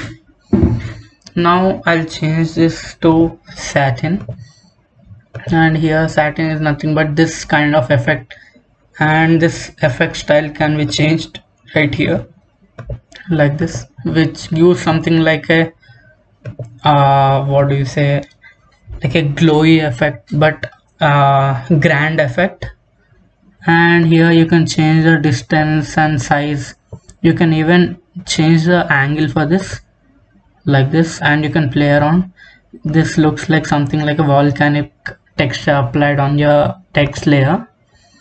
And here you can see color overlay, and here color overlay is set to this, so it looks like that. But as it is text and it is a solid color, it doesn't affect that much. So let me get back to the original image here, and then I'll select this layer. I'll choose color overlay. So here you can see the opacity. Color overlay is nothing but it's something like a filter you apply, and color filters I mean, and you can change the color as well here, and you can increase and decrease the opacity of this color overlay, and you can try even many blending modes as well. Apart from color overlay, you have this option here called gradient overlay. So let's try this. So here, as you can see, this is like a faded effect or faded gradient, and here the color can be chosen by double clicking on this. And now I'll choose this to be something like red, and I can increase this thing, and here I'll choose blue. Oh, wait a second, blue, and here seems fine. And now, and I can drag this here like this, and I can just click OK, and here you can see a red, blue and faded effect, and you can even change the gradient style here, which have default gradients. Here you can see this, these, and here. So you can choose the different gradients here according to your wish, and you can change even the angle of the gradient and style as well. Here let me choose another layer first. I'll just choose this white background. I'll unlock this and then add gradient overlay, and here I'll choose reds, and here you can see. Now as you can see, it is like a linear effect with angle of 48 degrees. Now I'll just change this to 0 for now, and you can change the effects right here, and just by double clicking this, whichever effect which you have set, you can change by double clicking on it. And here I'll change this to radial. Radial is like, yeah, the effect starts like a circle, that is, this is the center and the effect is outside. And I can change this to angle and reflected and other. This is like a diamond shape like this. And I'll try something else. This is pattern overlay, and here the default pattern is selected, which are set by the Adobe Photoshop, and I can change this. Before I do that, I will show you here this scale option. Here you can see, as I reduce the scale, it zooms out, and here the pattern keeps repeating. So pattern overlay is nothing but overlay of a pattern, and I can choose the pattern right here. And these are something like oak trees and hills and something like that. I can choose even grass, and these are the default patterns which are provided by Adobe Photoshop, and I can try different blending modes as well, and I'll leave that to you to try different blending modes. And here I can choose the opacity of this pattern overlay, and I can reset this to default. Now I'll select the text layer, and I'll just unhide or remove this effect right here just by clicking on this eye icon. It is as simple as that. And now I'll get back to my layer styles and then outer glow. Earlier you have seen the inner glow, now I'm showing you outer glow. I'll change the color, and now purple, and here you go, the glow effects appears right here. And you can increase the noise, which becomes something like pixelated or atomized, and that is the particle effects appears. And you can increase and decrease the opacity here, and you can try even gradient overlay of this version. And I'll reduce the noise to complete 0, and here you can increase and decrease the spread and the size as well. And you can see here we have blending modes and counter modes as well. These are just different types of counter qualities available. Now I'll show you the last style which is available, which is known as drop shadow, and this is famously used to get the double layer effect. And for this I can set the angle. I'll set for now 135 degrees, and you can see it gives something like a embossing feel because of the shadow. And the shadow color can be changed from here. You can change it simply like this. I'll change this to blue. Yeah, simple as that. And I can change the opacity of that layer as well, that is the style. And I can increase the distance, that is distance of this shadow from this text. And you can not only use this style for text, but you can use even for image. I'll show you right after this text. And here you can increase the spread, and I can increase the size as well. And here you can see clearly the spread increasing. And you can try different kind of contour and change the noise as well. I'll just click cancel, and now I'll show you the same effect on this layer. This is an image layer. You can try same drop shadow effect even on the, what do you say, on shapes and many parts. I'll just reduce the size so that you can see properly. Now I'll go here, then drop shadow, and here you can see then it is 90 degrees, so it just like some rectangle attached down.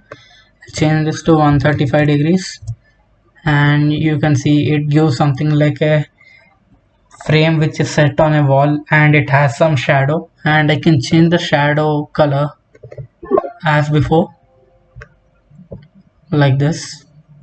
And you can play around with layer styles, and you can make many things. So layer styles can be applied only on the layers panel, that is on any particular layer. It cannot be applied on anything else. And if you lock certain layer or anything, you cannot change the layer effect or layer style. Now let me delete this or lock this layer, or let me click Ctrl Z, and then here I'll lock this layer. And now you can see this option is disabled right here. And now I cannot apply any kind of layer style on this layer because the layer is locked, so you cannot make any kind of changes.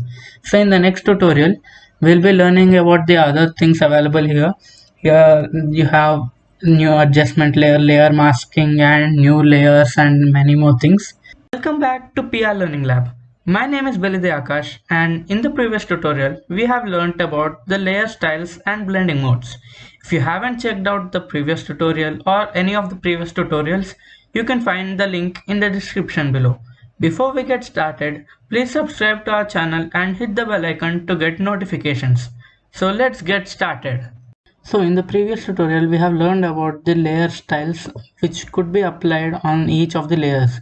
So today what we'll be doing is, when we right click on a layer, we get many options here, and you can see the multiple options which can be tried, and each of them has different action. So we'll be learning each of them in today's tutorial. The first option available here is the blending options. Blending options is nothing but the blending options available that is under the layer style. So this you have already learned in the previous tutorial. So I guess you might have known what this actually means. If you don't know what layer styles are, or you have missed the last tutorial, you can find the link in the description below. So now let me go here, and here you can see duplicate layer. What does duplicate layer means? If you have thought by the name, as it suggests, it duplicates the layer. When I click on this, you can see it asks us to set a name for the layer. I'm going to just leave it as it is and then click OK. And here you can see there has been another layer created on top of this layer. As the layers are coinciding, you cannot see this action properly. So now I'll click and move this layer, and now here you can see there are two layers. So basically here this layer has been duplicated, or you have copy and pasted. So the keyboard shortcut for duplicating a layer is Ctrl J. I'll just delete this layer and show you how it's done. So if you want to duplicate this layer, I'm going to just click on this layer, that is select on this layer, and then click Ctrl J, and now here you can see another layer of the same thing has been copied. And what's the difference between duplicate and copy pasting in Photoshop? Basically, when you copy paste, the position of the image or the layer which you have copy pasted might not be the same, but when you duplicate, the position and everything else stays same. So right now let me copy paste this thing. So there's no difference in normal copy paste in Photoshop. All you have to do is click Ctrl C once and then click Ctrl V, and here you can see it has created another layer. But here, as I told you, the position does not say the same. So what really copy paste does, it creates the layer at the center of the whole canvas which we have created. So suppose I'm going to move this, I'm going to click Ctrl C and then Ctrl V. Here you can see the new layer has been created only at the center of our canvas. So let me get rid of this just by undoing this. So the next thing, when we right click on this, you can see is delete layer. You can delete layer just by clicking here, or you can delete a layer just by clicking delete button on your keyboard, just like this. Let me revert this change. So when you right click on this, you can find here this option called group from layers. When you click on this, you can see this, you can name the name of the group, and you can select the color of the group. Color is nothing but it indicates the color of this layer here only in the layer panel, but it doesn't do anything unlike any filter effects or anything on your layers. This is used generally to differentiate between each of the layers. So suppose as I have selected this layer, I am going to leave the name of the group as it is. Now I'll change this to yellow and then click OK. Now you can see this color has changed to yellow, but it doesn't affect anything on this layer. It only is used to differentiate between layers in our layer panel.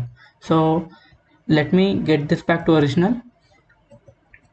And now if I select both of these and then click group from layers, now I'll just leave it to none and click OK. You can see both of these layers has become as a group. So instead of going here and right clicking on this and clicking on group from layers, all you can do is you can click both the layers, select both the layers, and then you can use this keyboard shortcut Ctrl G. So now you can see that the group has been formed, and now you can rename this group just by double clicking on this. So I'm going to just name it first, and you can see nothing changes in the group or nothing changes here on our canvas. Now when you right click on this group, you have these options here. you can duplicate group which is similar, and you can achieve this by clicking Ctrl J, just like duplicating a layer. And you can delete group as well as blending options, and here you can find ungroup layers. You can ungroup layers just by clicking this, and you will get back to the original layers, that is whatever layers were in this group, they will get separated. Here you can see. So let me get this back to the group, and now I'll right click on this, and here you can see this option called merge group. Before I tell you about merge group, sometimes you might want to change or move some layers which were selected in your panel, but you can't keep selecting those layers all the times, so we generally group them for that reason. So now when I select this group, I can click Ctrl T. Now both these layers have been selected, and now I can just move them around, as simple as that. Here on right clicking on this group, you can see here this option called merge group. When I click on this, you can see the group has disappeared, and now the group name has become the layer name, and this whole two layers has become single layer. Basically what does merge group do is all the layers in that group will get merged together. Now you can move this simply just like that, but you cannot move single layers like before which were in groups. So merge groups are used generally when you want to merge multiple layers just by making a group and then merging the group. Now I'll just ungroup this, and now when I right click on this, you can find more options here. Before I tell you about these options, I'll tell you the simple options available here. These are nothing but the labels we can give, that is colored labels we can give to these layers. Now I can select this orange, and here you can see this turns orange, and I can right click this and then select green. These are generally used just for differentiating between multiple layers when we deal, or if you want any time. Generally there will be many layers when we are dealing with posters and many stuff in Photoshop, so that time it is really very difficult to navigate around and check each of these names. So instead people use these colored labels in order to differentiate between each of them. When you right click on this and then click here quick export as PNG, you can just rename this, and then you can directly export it as a PNG and save it in any of the directories you want. So, and apart from that, you have other option below quick export. Here it says export as. Here you can select multiple layers, and then you can export as a particular type, just like saving a file in Photoshop. Here you can see we can select the format of this, that is PNG, JPEG, GIF, SVG, and then you can export it to a particular file location you want. And you can do this by selecting multiple layers as well. Click here, select multiple layers, right click on this and then click export as, and now you will get multiple options here, that is single, and you can even rename them here, right here. So I will leave this to you, you can discover it on your own. There's nothing much to be explained for that, and you can play around and try different types of exporting options. And here now you have other option called artboard from layers. So when I click on this, and then I'm going to leave this name of the artboard same, and here you can see width and height.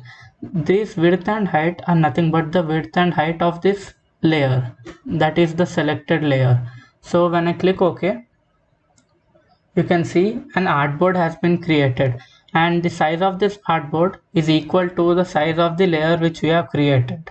Now inside this artboard we can move this around, and you can even move this around, but the size of the artboard is equalized, that is equal to the layer which we have selected and made the artboard. This is used when you want to make certain Instagram stories or anything, but you don't know the dimensions. So what you are going to do is you are going to just import an image and then directly select an artboard, or that is you can create the artboard using from artboard from layers.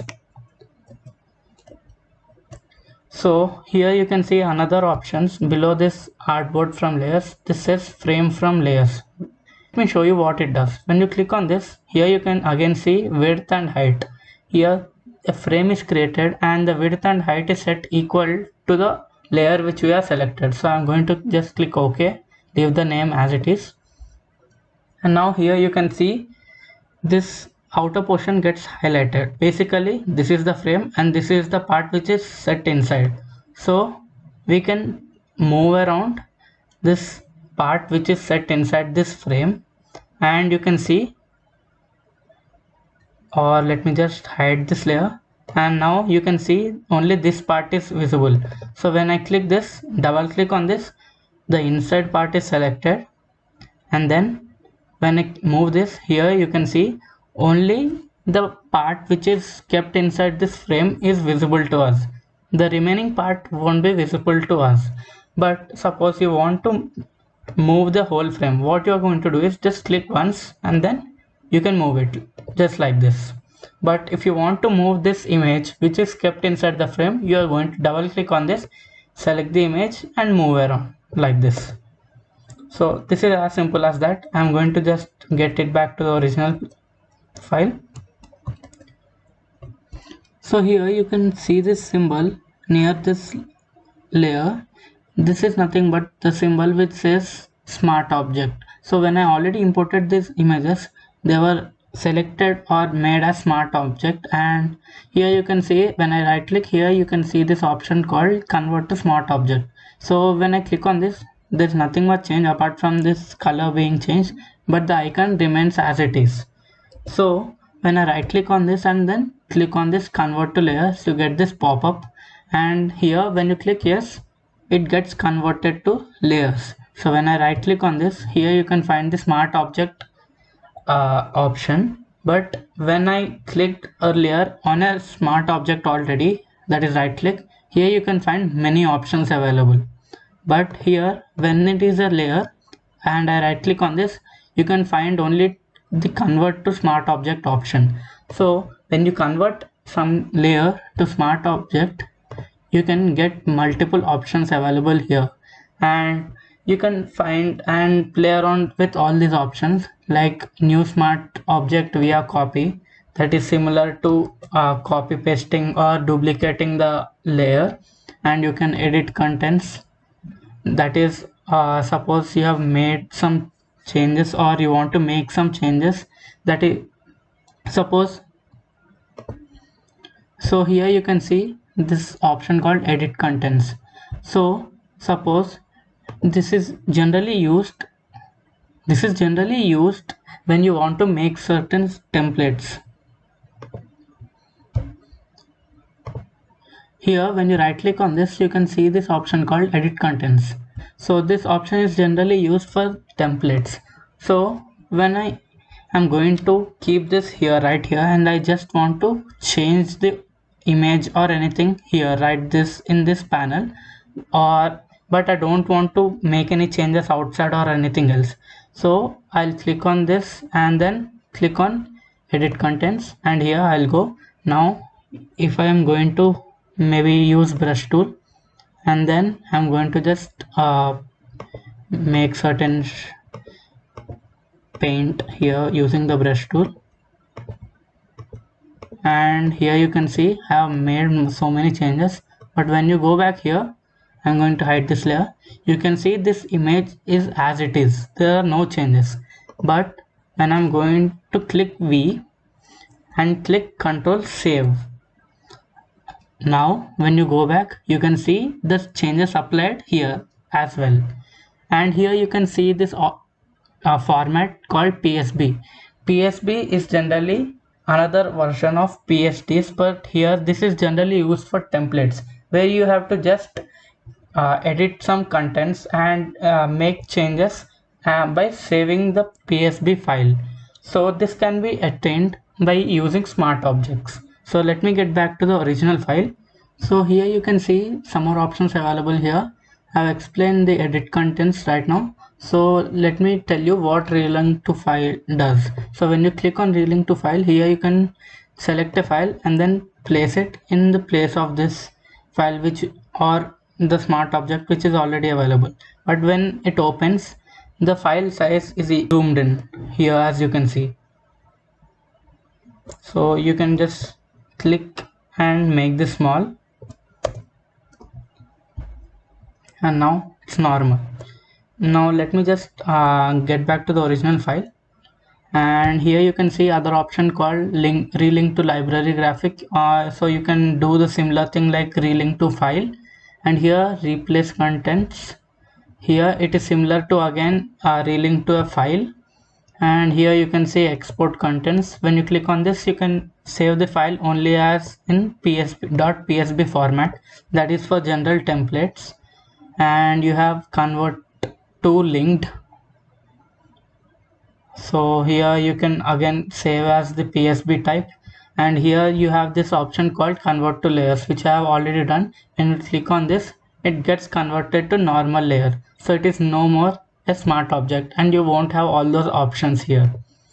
So now I'll just click on this, and here you can see the options are available, and here you get this other option called rasterize layer. So when you click on rasterize layer, you cannot see much change other than it's converted to normal layer. So now you don't have the old options here. Now let me just convert this back to smart object, and whenever you are in smart object and you try to maybe change it or do something using brush tool, so you can see that the brush tool doesn't appear, and you can see this mark available that is like caution mark, which doesn't allow you to do. So in order to use brush tool, you can just click on this and it will prompt to convert this to rasterize layer. So here you can see it converts itself to rasterize layer. So that's how we can use the brush tool, by converting to rasterize layer. Now I'll just select this normal layer, and here you can see this option called clipping mask. So when I click on this, you can see there are no changes here, but there's an arrow key here which indicates downside. So basically I'll just show you with another example which explains this properly. So I'll just hide this. I'll hide this as well. Now I'll zoom in a little bit. Now I'm going to just take some text.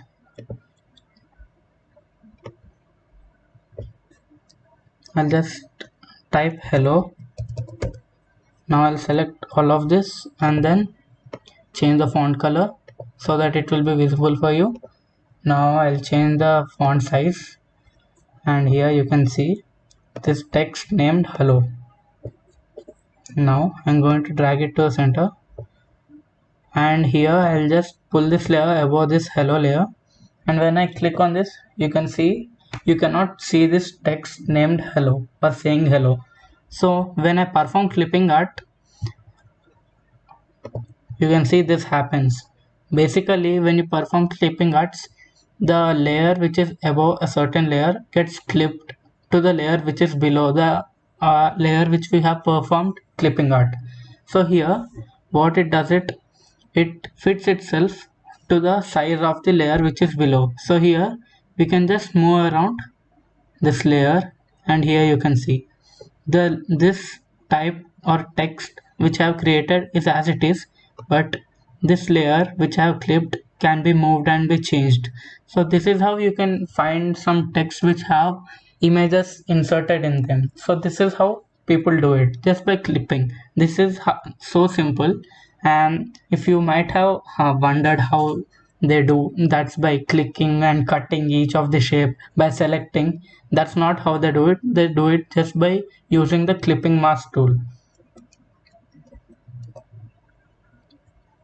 Now I'll just get this back to normal visible layer, and then right click on this, and you can see here two options available which says merge visible. So when you click on this, it merges all the layers which are visible. As this layer wasn't visible, it wasn't merged, and now as it is locked, it cannot be moved. When I unlock this, you can see it is a single layer. Now let me get back to the original one, and here when you right click on this layer or any layer, you can see this option called flatten image. Here flatten image. So when I click on flatten image, you can see here it prompts discard hidden layers. So when I click OK, it's going to just clip or make all the layers flatten, that is merging all the layers. Now I'll just get this back. I'm going to delete this layer. Now right click on this, and here you can see merge down as well, as it is a smart object. So when I click on merge down, only the layer which I selected and the layer which was below is getting merged. Now I'm going to go back to the original file and then right click. I have already explained about this. Now you can see here it says postcard and new 3D. I'm going to just click on this, and you can see what it does. It takes some time, but it's really interesting. You can do a lot of things using these options. Now here you can see the work environment or the workspace has changed to 3D, and now you can deal with 3D stuff. So now it is little bit complex. So I'm going to just explain you about the basics. Now you can see that the move tool has been converted to different type. Now as this layer is selected, and here you can see this box, so now it is converted into a 3D layer. So now when I click and drag this like this, you can see it can be moved. That is, now this forms a plane which can be changed in 3D angles. This is converted totally into a plane. So I can just move this around like this and play around. So this is the normal layer, and when I move this, it turns just like a frame, photo frame. So I can just do this like this diagonally upside down. So I can just do this and then click enter, or just select other layer, and now you can see it has changed as it is. But when I click on this, you can see we get back to the same original options.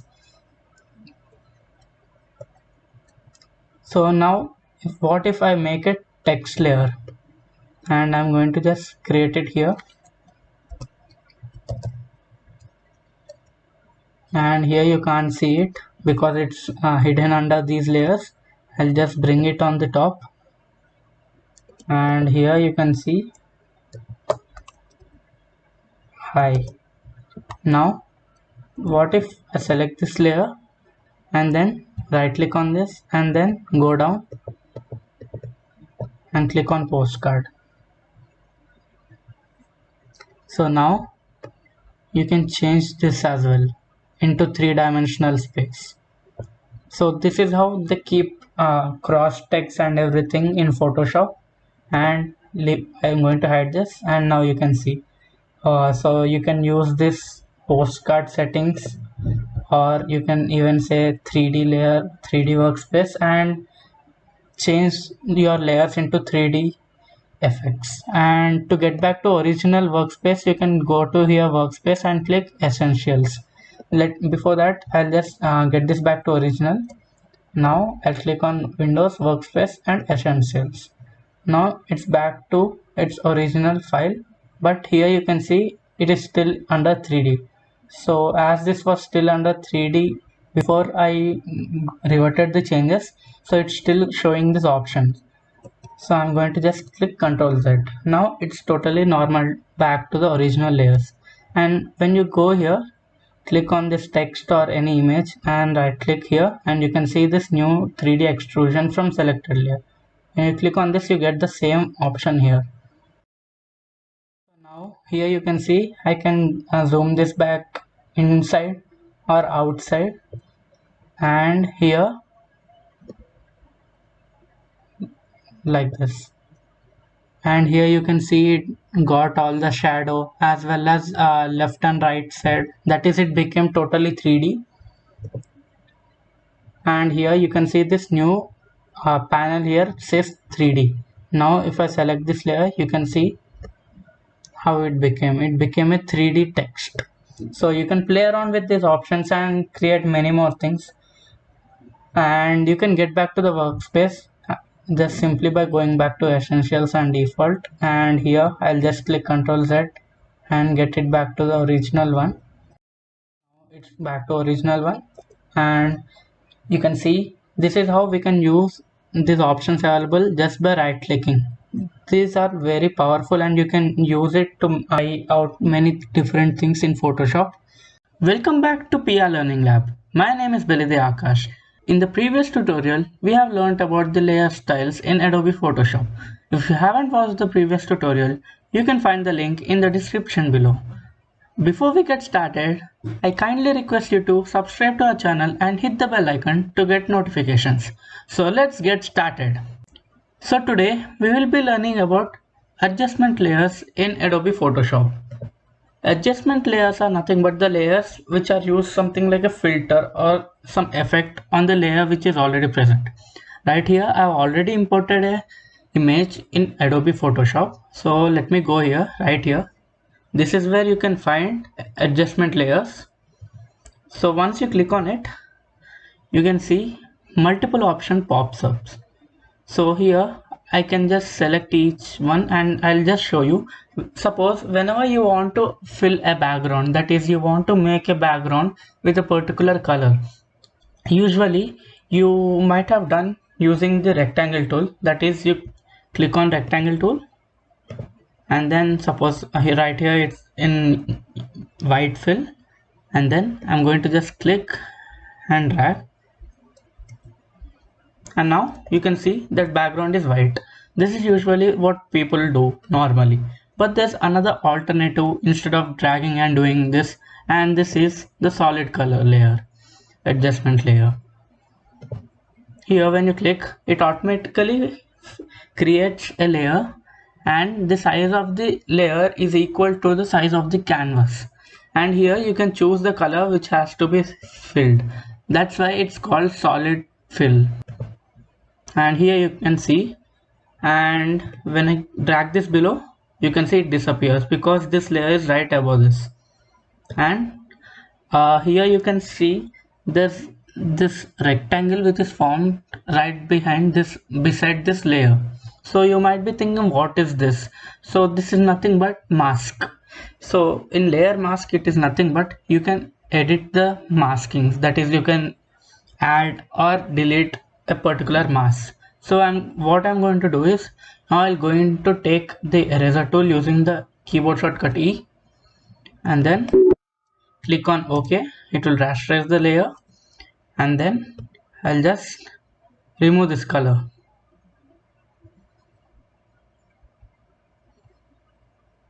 And here, now it looks something like a paper, and there's a hole in this red color paper, and you can see this the layer below it.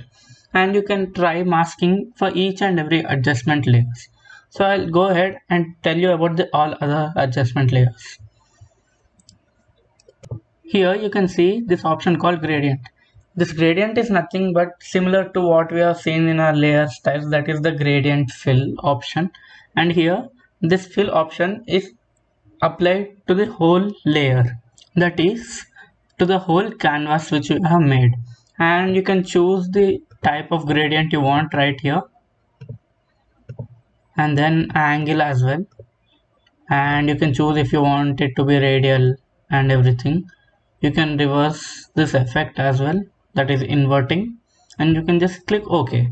And I'll tell you some interesting things. Sometimes I use gradients and then I reduce the opacity like this, and it creates something like filter effects which we use in editing apps. So you can try this out and make some cool filters for your images and edit properly. Now here we have other option. This is the pattern. This is also similar to the layer style pattern fill option. You can choose the pattern you want, and then it fills the whole canvas with the same pattern. I guess you might have learned this already in the layer styles tutorial. If you haven't watched the tutorial, you can find the link in the description below. Now here you can see this option called brightness or contrast. Most of you might have known what this really means, but let me explain to you what you can do with brightness and contrast. Brightness just actually increases the whiteness or brightness of your image like this.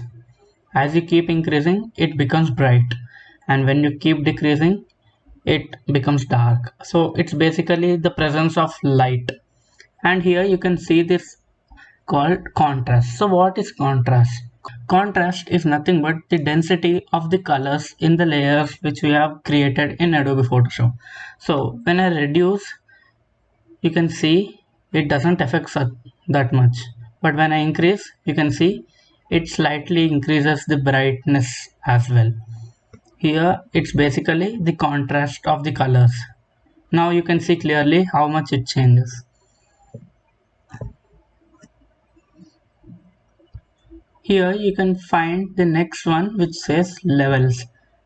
Levels, you can see when I drag this left and right, you can see somewhat like the colors changes. This is nothing but the levels of these colors keep changing according to this graph right here. And here you can see I can adjust this like this. And all these options, adjustment layers, are up to you because you have to experiment yourself and find out the best possible adjustment for your layers. Here you can find curves. Now curves are really interesting things. You can see many images where you have backgrounds which are more bold while the front is somewhat not bold, and there are some bright edges and vignette effects and everything. So we can try those kind of effects in our image by using the curves method. Here whenever you drag this curve down like this, it increases the darkness of the image here like this. And when I keep this above, it increases the brightness like this. So basically if you want to get this down or make it darker, get this down, and then when you want to make it brighter, you can take this up. And I can just leave it right here, and then I can make another point just by clicking here, and then I can do this, or I can do even this. And you can play around with these settings and see best possible option for your photo. And you can see here how the graph is formed, that is the curve has formed, and you can try out many different effects right here. Now here you have exposure option. So you can see this option, it's increasing the exposure and decreasing the exposure of the image. And this is the offset option, and this is the gamma correction option. This usually creates that particle type effect a little bit on your image. It depends totally on your image. And the next one is vibrance. So here you can see as I reduce, it becomes cloudy, and as I increase, it becomes back to normal but little bit bright. And saturation is nothing but the intensity of the color from black and white to the colors. So here it's totally black and white now. So if I want to add color to this, I'm going to just increase the saturation. So as I keep increasing the saturation, the color keeps increasing, that is, it gets more intense. So the next adjustment layer is something really very interesting. It's called hue saturation. So here you can see when I click on this and drag, you can see it controls the lightness as it says here, and this controls the saturation. But here you can see something called hue. Hue is nothing but colorizing. So when I drag this, you can see it forms, that is, it forms a hue on this layer, and it adds up to this previous layer which was already here. And then I can choose the saturation of this hue, and I can choose this lightness as well. But let me show you something interesting. Right here you have this option called colorize. When I click on this, boom, you can see this forms like color filters. As I drag, you can see it right here, it's in red, so there's something like red filter.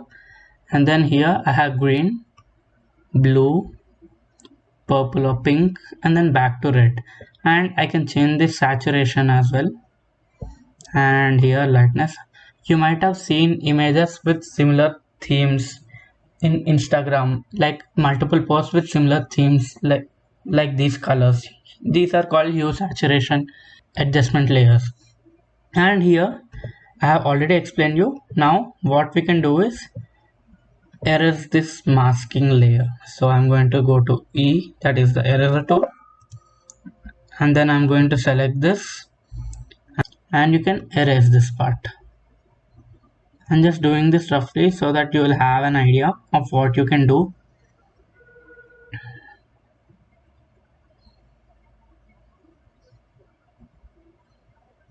So now you have this hue saturation layer right here sitting upon our background layer right here, layer 0. And here you can see the part where the hue saturation is present.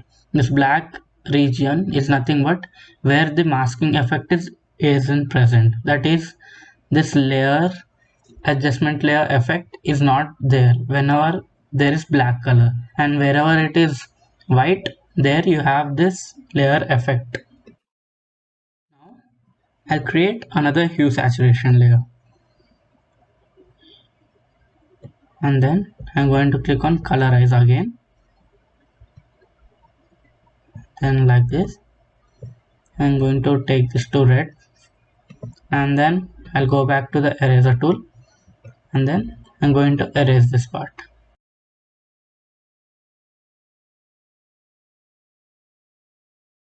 And here you can see the like multiple layer effects. So whenever you find a black and white image, you can make it colorful using the hue saturation layers this way. This just for reference, it's not completely perfect. You can keep changing and trying different kinds of effects. So let me move forward. The next one is color balance. This is somewhat similar to hue saturation, but here you have control over only these colors right here.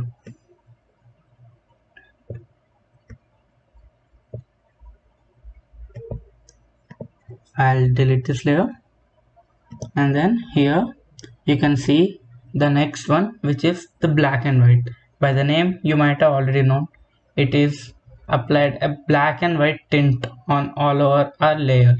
That is, an adjustment layer is created which makes the layers below black and white, and we can control the strength of darks and whites by changing this. So wherever it is red color, I can make it dark by dragging it on the left, and if I want to make it brighter, I can drag it on the right side. And yellows, it's similar way. Greens, as there are no greens in our image, it doesn't affect. Cyans and blues right here. I hope you have understood this. Now I'll go to the next one, that is the photo filter. So photo filter, as the name suggests, it is nothing but filters, and you can change the filters right here. Just click on one. I'm going to just go down by clicking the down arrow key on my keyboard, and you can see some filters affecting on our layer, as simple as that. So let me delete this layer. Now you can see a channel mixer. Channel mixer is nothing but which helps in mixing multiple channels, and channels are not the channels in your TV. These are nothing but the red, green and blue channels right here in Adobe Photoshop. So you can see we can mix the colors, red color, green color and blues, and we can adjust the strengths of each of those channels like this using the channel mixer. So here you have the next thing which says invert. By the name, it does nothing but invert the colors of the layer. But you might have had doubt, because in the earlier tutorials I told you you can invert the layer just by selecting the layer and clicking Ctrl I, and here you go, you have this effect. But if you don't want this effect, what you have to do? You want to click Ctrl Z. But this isn't possible always. Like you have inverted the layer and then you have went forward and did some steps, but now you don't want the layer to be inverted. You wanted it to be normal. So in that cases, we use adjustment layer for invert filter. And here you can just hide and unhide this. So that's why we use adjustment layers, because we don't want all the changes to be permanent. We want them to be changeable, that is adjustable. That's why we use these adjustment layers. Now here you can see this option called posterize. Posterize is nothing but it makes your layer, that is the layer below, somewhat like posters. You might have seen the movie Bohemian Rhapsody, and the poster looks somewhat like this, where you can see this particle kind of effect, and they use these kind of posterize effect, adjustment layers and everything to make such posters.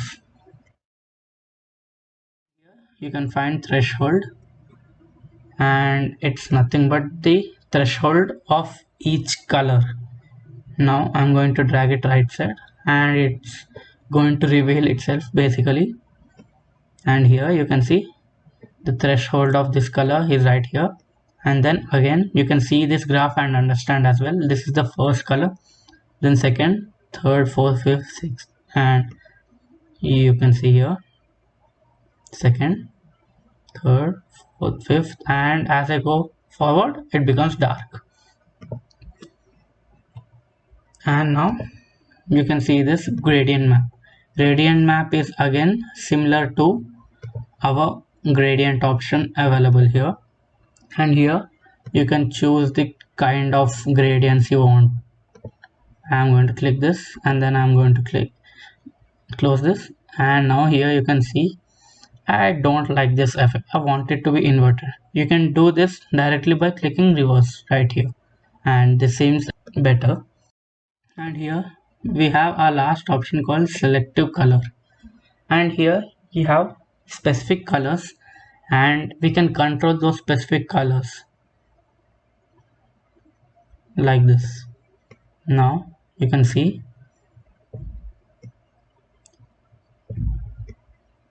so this is what is the uses of adjustment layers. Basically we use adjustment layers so that there won't be any effect which are permanent on our layer, and it will be easy for us to undo changes just by deleting the adjustment layers, or we can use the masking effect and make many more amazing things. Welcome back to PR Learning Lab. My name is Belide Aakash. In this tutorial, we have learnt about the adjustment layers. If you haven't checked out the previous tutorial, you can find the link in the description below. Before we get started, please subscribe to our channel and hit the bell icon to get notifications. So let's get started. Today, we will be learning about layer mask.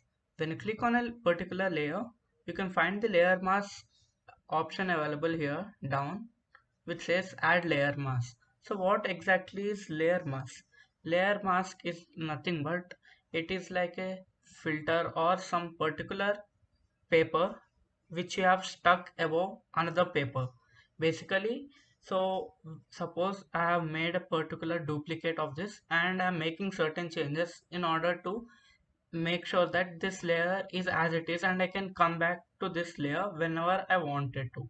So I'm going to take the eraser tool and then I'm going to erase this simply like this, and when I click on Ctrl Z, then it undoes the changes which have occurred.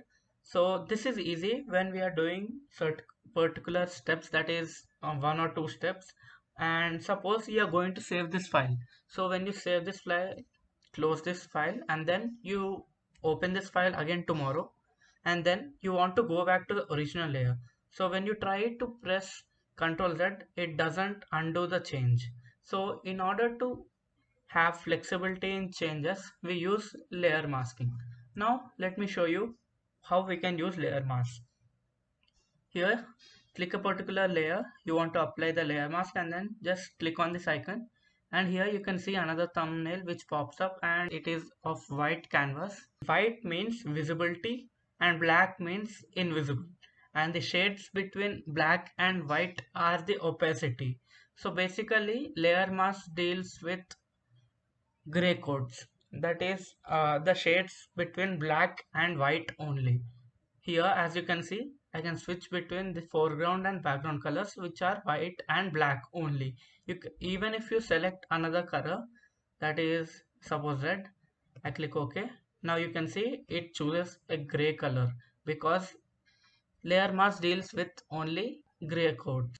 And now I'm going to take an eraser tool and then I'm going to erase this like this. And here you can see the area which is black and the area which is black is invisible. And if I delete this layer right here and then click delete, you can see I'm getting back the layer, that is the original layer. So this way we can retain the changes and retain the original image as it is by using the layer mask. And suppose I'm going to just use brush tool here and then I'm going to make this big. And now if I'm painting, you can see there are no change occurring. Now I'm going to press X and it will switch between the foreground and background color. Now if I paint, that is it's painting black basically on this layer mask. So this wherever I'm painting, it's becoming invisible, that is this layer is getting deleted basically. And here when I click on the V, that is the move tool, and I try to move it, you can see that this layer is acting like it has some hole right here. And if I'm moving here, you can see even the layer mask is moving along with it. This is because both the layer mask and the original image or the layer are linked. Suppose I'm going to get back to the original position.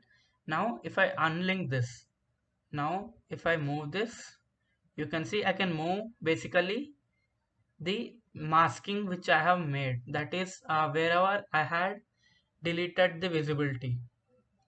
And suppose I'm going to change this color to somewhat gray, let it be this one, and then now I'm going to choose the brush tool back and you can see it's opaque, that is it is having certain fill, that is opacity.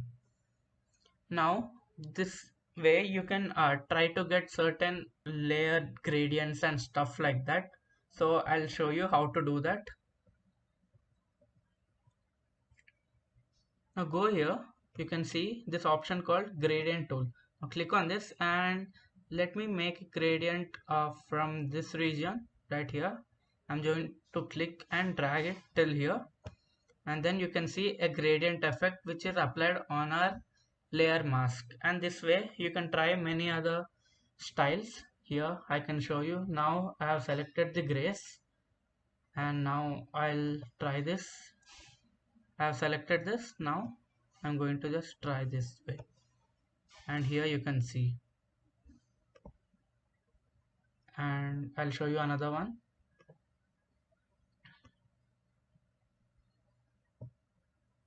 As you can see, you can try different gradient effects using the gradient tool and the layer mask and try many editing and stuff like that.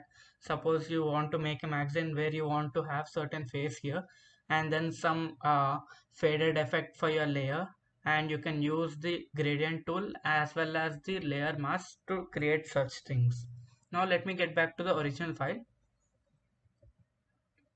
Now let me show you something else which you can do using the layer mask, and another way where you can create a layer mask. Now let me delete this right here and I'm going to click delete. Now I'm going to unlock this layer and get it above, and here you can see an aeroplane and the clouds here which looks beautiful. Now what I'm going to do is, suppose I want only this aeroplane to be visible.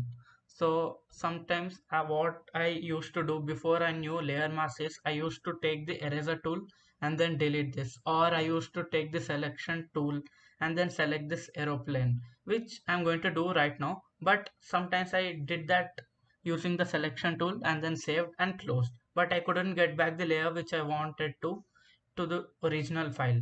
Now what I'm going to do is, first I'm going to select this aeroplane using the object selection tool, and here it has made a good selection. Now what I'm going to do is the selection is made, so I'm going to click on this add layer mask, and here as you can see it has made a mask of only the plane, and here you can see that the background is changed. So this way you can play around with layer mask and do many stuff.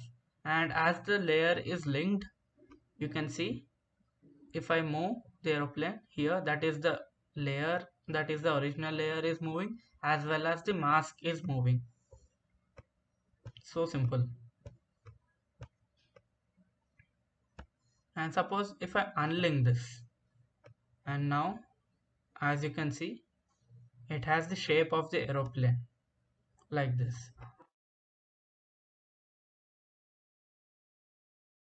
Sometimes you might want to hide this layer effect, that is the layer masking effect, and if I try to do this by clicking the eye icon, you can see both the image as well as the layer masking are both hiding. In order to just hide the layer mask, what you are going to do is click on shift and then click on this layer mask, and now you can see it shows the original image without the layer masking effect. And if you want to get back to the original one, click shift and then click on this. And suppose if you want to make some edits directly on the layer mask, that is you don't want to look at the image but only at the layer mask, so what you are going to do is click on alt on your keyboard and then click on this thumbnail, layer mask thumbnail, and now you have entered the layer masking area. And now I can play around here by using the brush tool, and let me choose this back to black, and then I'm going to switch between the foreground and background by clicking X, and then I'm going to reduce the brush size, and here as you can see I'm going to just do this,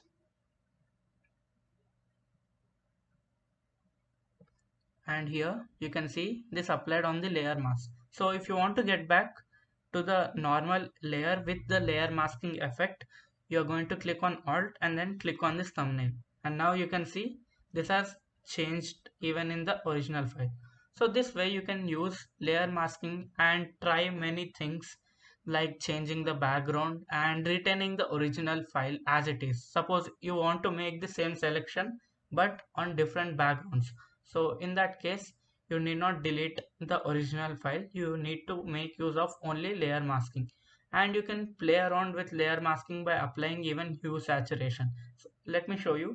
Now I'm going to click on hue saturation and then colorize, and yep, this seems fine. And now you can see here the hue saturation is applied on the whole file. And now I'm going to right click on this and click create clipping mask, and now you can see only the plane is of the hue saturation color that I have applied. So this way we can combine many things which we have learned in the previous tutorials and make various effects. Basically these are like the building blocks. You have to combine various blocks in order to make certain buildings or something. Suppose you are going to make a Lego boat, you cannot make it directly or buy it from outside, but you have to make use of the small pieces and build the boat. So this way it is similar. Basically these are the pieces and you combine them to make a final output image like this. Now I can even change the effects of this layer masking as well, which has been applied, that is the hue saturation layers. Now as you can see here I have selected this layer masking, and now I can play around with the hue saturation layer as well. Suppose I just want only the above part to be normal and the wings and the remaining things with hue saturation applied. What I'm going to do is I'm going to select this black thing, that is the background thing, and then I'm going to just erase this layer masking effect, that is hue saturation effect, using layer masking. Now here you can see that the plane is normal, that is original, and the hue saturation effect is applied on the wings and the blades as well. So you can try out various techniques which we have learned in previous tutorials and even upcoming tutorials and build a desirable image which you want. Welcome back to PR Learning Lab. My name is Belide Aakash, and in the previous tutorial we have learned about layer masking. If you haven't checked out the previous tutorial, you can find the link in the description below. Before we get started, please subscribe to our channel and hit the bell icon to get notifications. So let's get started. So far we have learned many things in Adobe Photoshop. But what's the use if we can't share our artwork with anyone? So today we will be learning about how to export in Adobe Photoshop. In order to export a file from PSD, all you have to do is click on this file and go to Save As, or you can see the keyboard shortcut here which says Shift Control S. So I can just click Shift Control and S on my keyboard and a pop-up appears and you can rename the file according to your wish, and you can save the file as the type required. So usually we can save it in all these formats, that is in PSD format, large document PSB format, JPG format, PNG format, and many more formats. So if you want to save it in JPG format, you can click it here and then you can name it as export JPG, and then I'm going to just save it. And now when you click on save, you have this option available here which allows you to select the quality of the image. Now this is already set on maximum, so the quality is 12. So I'll show you what happens if I change this option. When I set it to high, you can see the quality changes to it, and you can also see the file size, that is the JPG image size which is going to be saved as. So if I keep it back to maximum, you can see the memory occupied by the maximum file size will increase. And I can change the quality by even dragging this bar right here, and if I keep this to maximum, you can see this number increases, that is the memory occupied by this file increases. And if I keep decreasing, it decreases automatically. And for now I'll keep it to maximum and I'll just click OK. Now the file will be saved in the location where we have specified. Whenever you want to save a file which is transparent or has any certain opacity or anything, what you have to do is you have to always set it to PNG file, because if you save it as JPG file, you cannot see the transparency because it cannot contain any transparent values in the image when you are saving as JPG. But PNG can do this in this format. Apart from this, there is another option available under file. You can go here and here you can say export and click quick export as PNG. This is a shortcut available which will automatically export it as PNG, and then I'm just going to click save and it will automatically save in the folder. Apart from these two options, there's another option, that is the third option, which you can do. Click on export or just hover on export, and here you have another option which says export as. So you have this keyboard shortcut as well, Alt Shift Control W, and click on this, and here you can find the format of the image you want to save as. These are the formats available as which you can save as, and here you can even change the image size to the file which you want to save, and you can click on export and the image will be exported.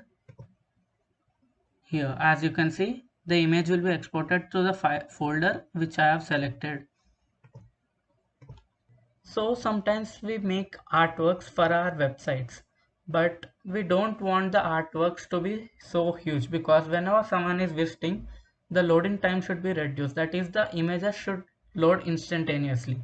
Suppose if the image is taking up a lot of space, it takes a lot of time to load. In order to save an artwork for website, there is a special option available here under export which says save for web, and you have this keyboard shortcut as well for this. Click on this and here you can see these options available here. I keep it on 4 up, and here you can see this this is right now set on GIF. Now I'll change it to JPG. I'll change this as well to JPG and this one as well. And now we can compare each of them. Here all of them are 30 quality and all the file sizes are same. So let me change this to maybe less, 13, and I'll keep this totally high 100, and I'll leave this as it is. And now you can see the file sizes and the quality of the images as well. Here this is the highest size because it is high quality, and this is the lowest because this is the lowest quality among all these three. And you can select anyone and save it according to your wish into the folder whichever you want, and I'll leave that up to you. You can figure out, you can even zoom in and zoom out the image in order to see the whole image as well here. So apart from these options, sometimes you may want to just save certain layers, like you want to just save this text as well, or just this background, or you want to just save this A or this A. What you have to do is right click on this, and then here you can see this option available here, export, that is quick export as PNG. When you click on this and you click save, it automatically save it as a PNG file. And apart from that, you have another option available right under quick export as PNG. Here it says export as. It is similar to the other export, but in the other export it opens complete image or artwork which we have made. Here we can export a particular layer separately if required. I'll show you another one. Here you can click on export as, and now I can only export this particular layer as well, or just group. So this way you can export specifically as well, separate layers or separate groups if required, because you might want to use them separately in your website or anywhere else if required, in your app or anywhere else. You might be wondering that do we have to do all this process all the times in order to save an image, because there might be many files you might be working simultaneously. So it's tedious work to do, that is to click Ctrl Shift S or to go to file and then click on save as each and every time, or go to export. This quick export helps in doing, but suppose we want to always save this image as JPG, but here it says PNG file. So in order to change this preference, you can go to export preferences, and then here you can change the quick export format as well, and you can change it to JPG, and the quality as well. You can set the quality for each and every time, and you can find the options available here. You can change it accordingly and just click OK. And now I can go here and then click quick export as JPG. And otherwise you can go right click on this group. As this is already a whole group, I can just click as quick export as JPG, and here we can see it automatically brings this tab, and we can save it. You have learned the basics of Adobe Photoshop from the first tutorial till now, from saving, importing, exporting, editing files, adding text or shapes, or using the pen tool, trying some editing options like layer fill, layer masking, and many more presets available. You can make many amazing things, many amazing artboards using the knowledge you have learned from these tutorials. In order to share this with your loved ones and everyone else, you can tag our channel or share our channel about this tutorial playlist and video with others, so that they can also learn and make amazing artworks. Thank you for watching this video. Please like and share this video, and also subscribe to our channel.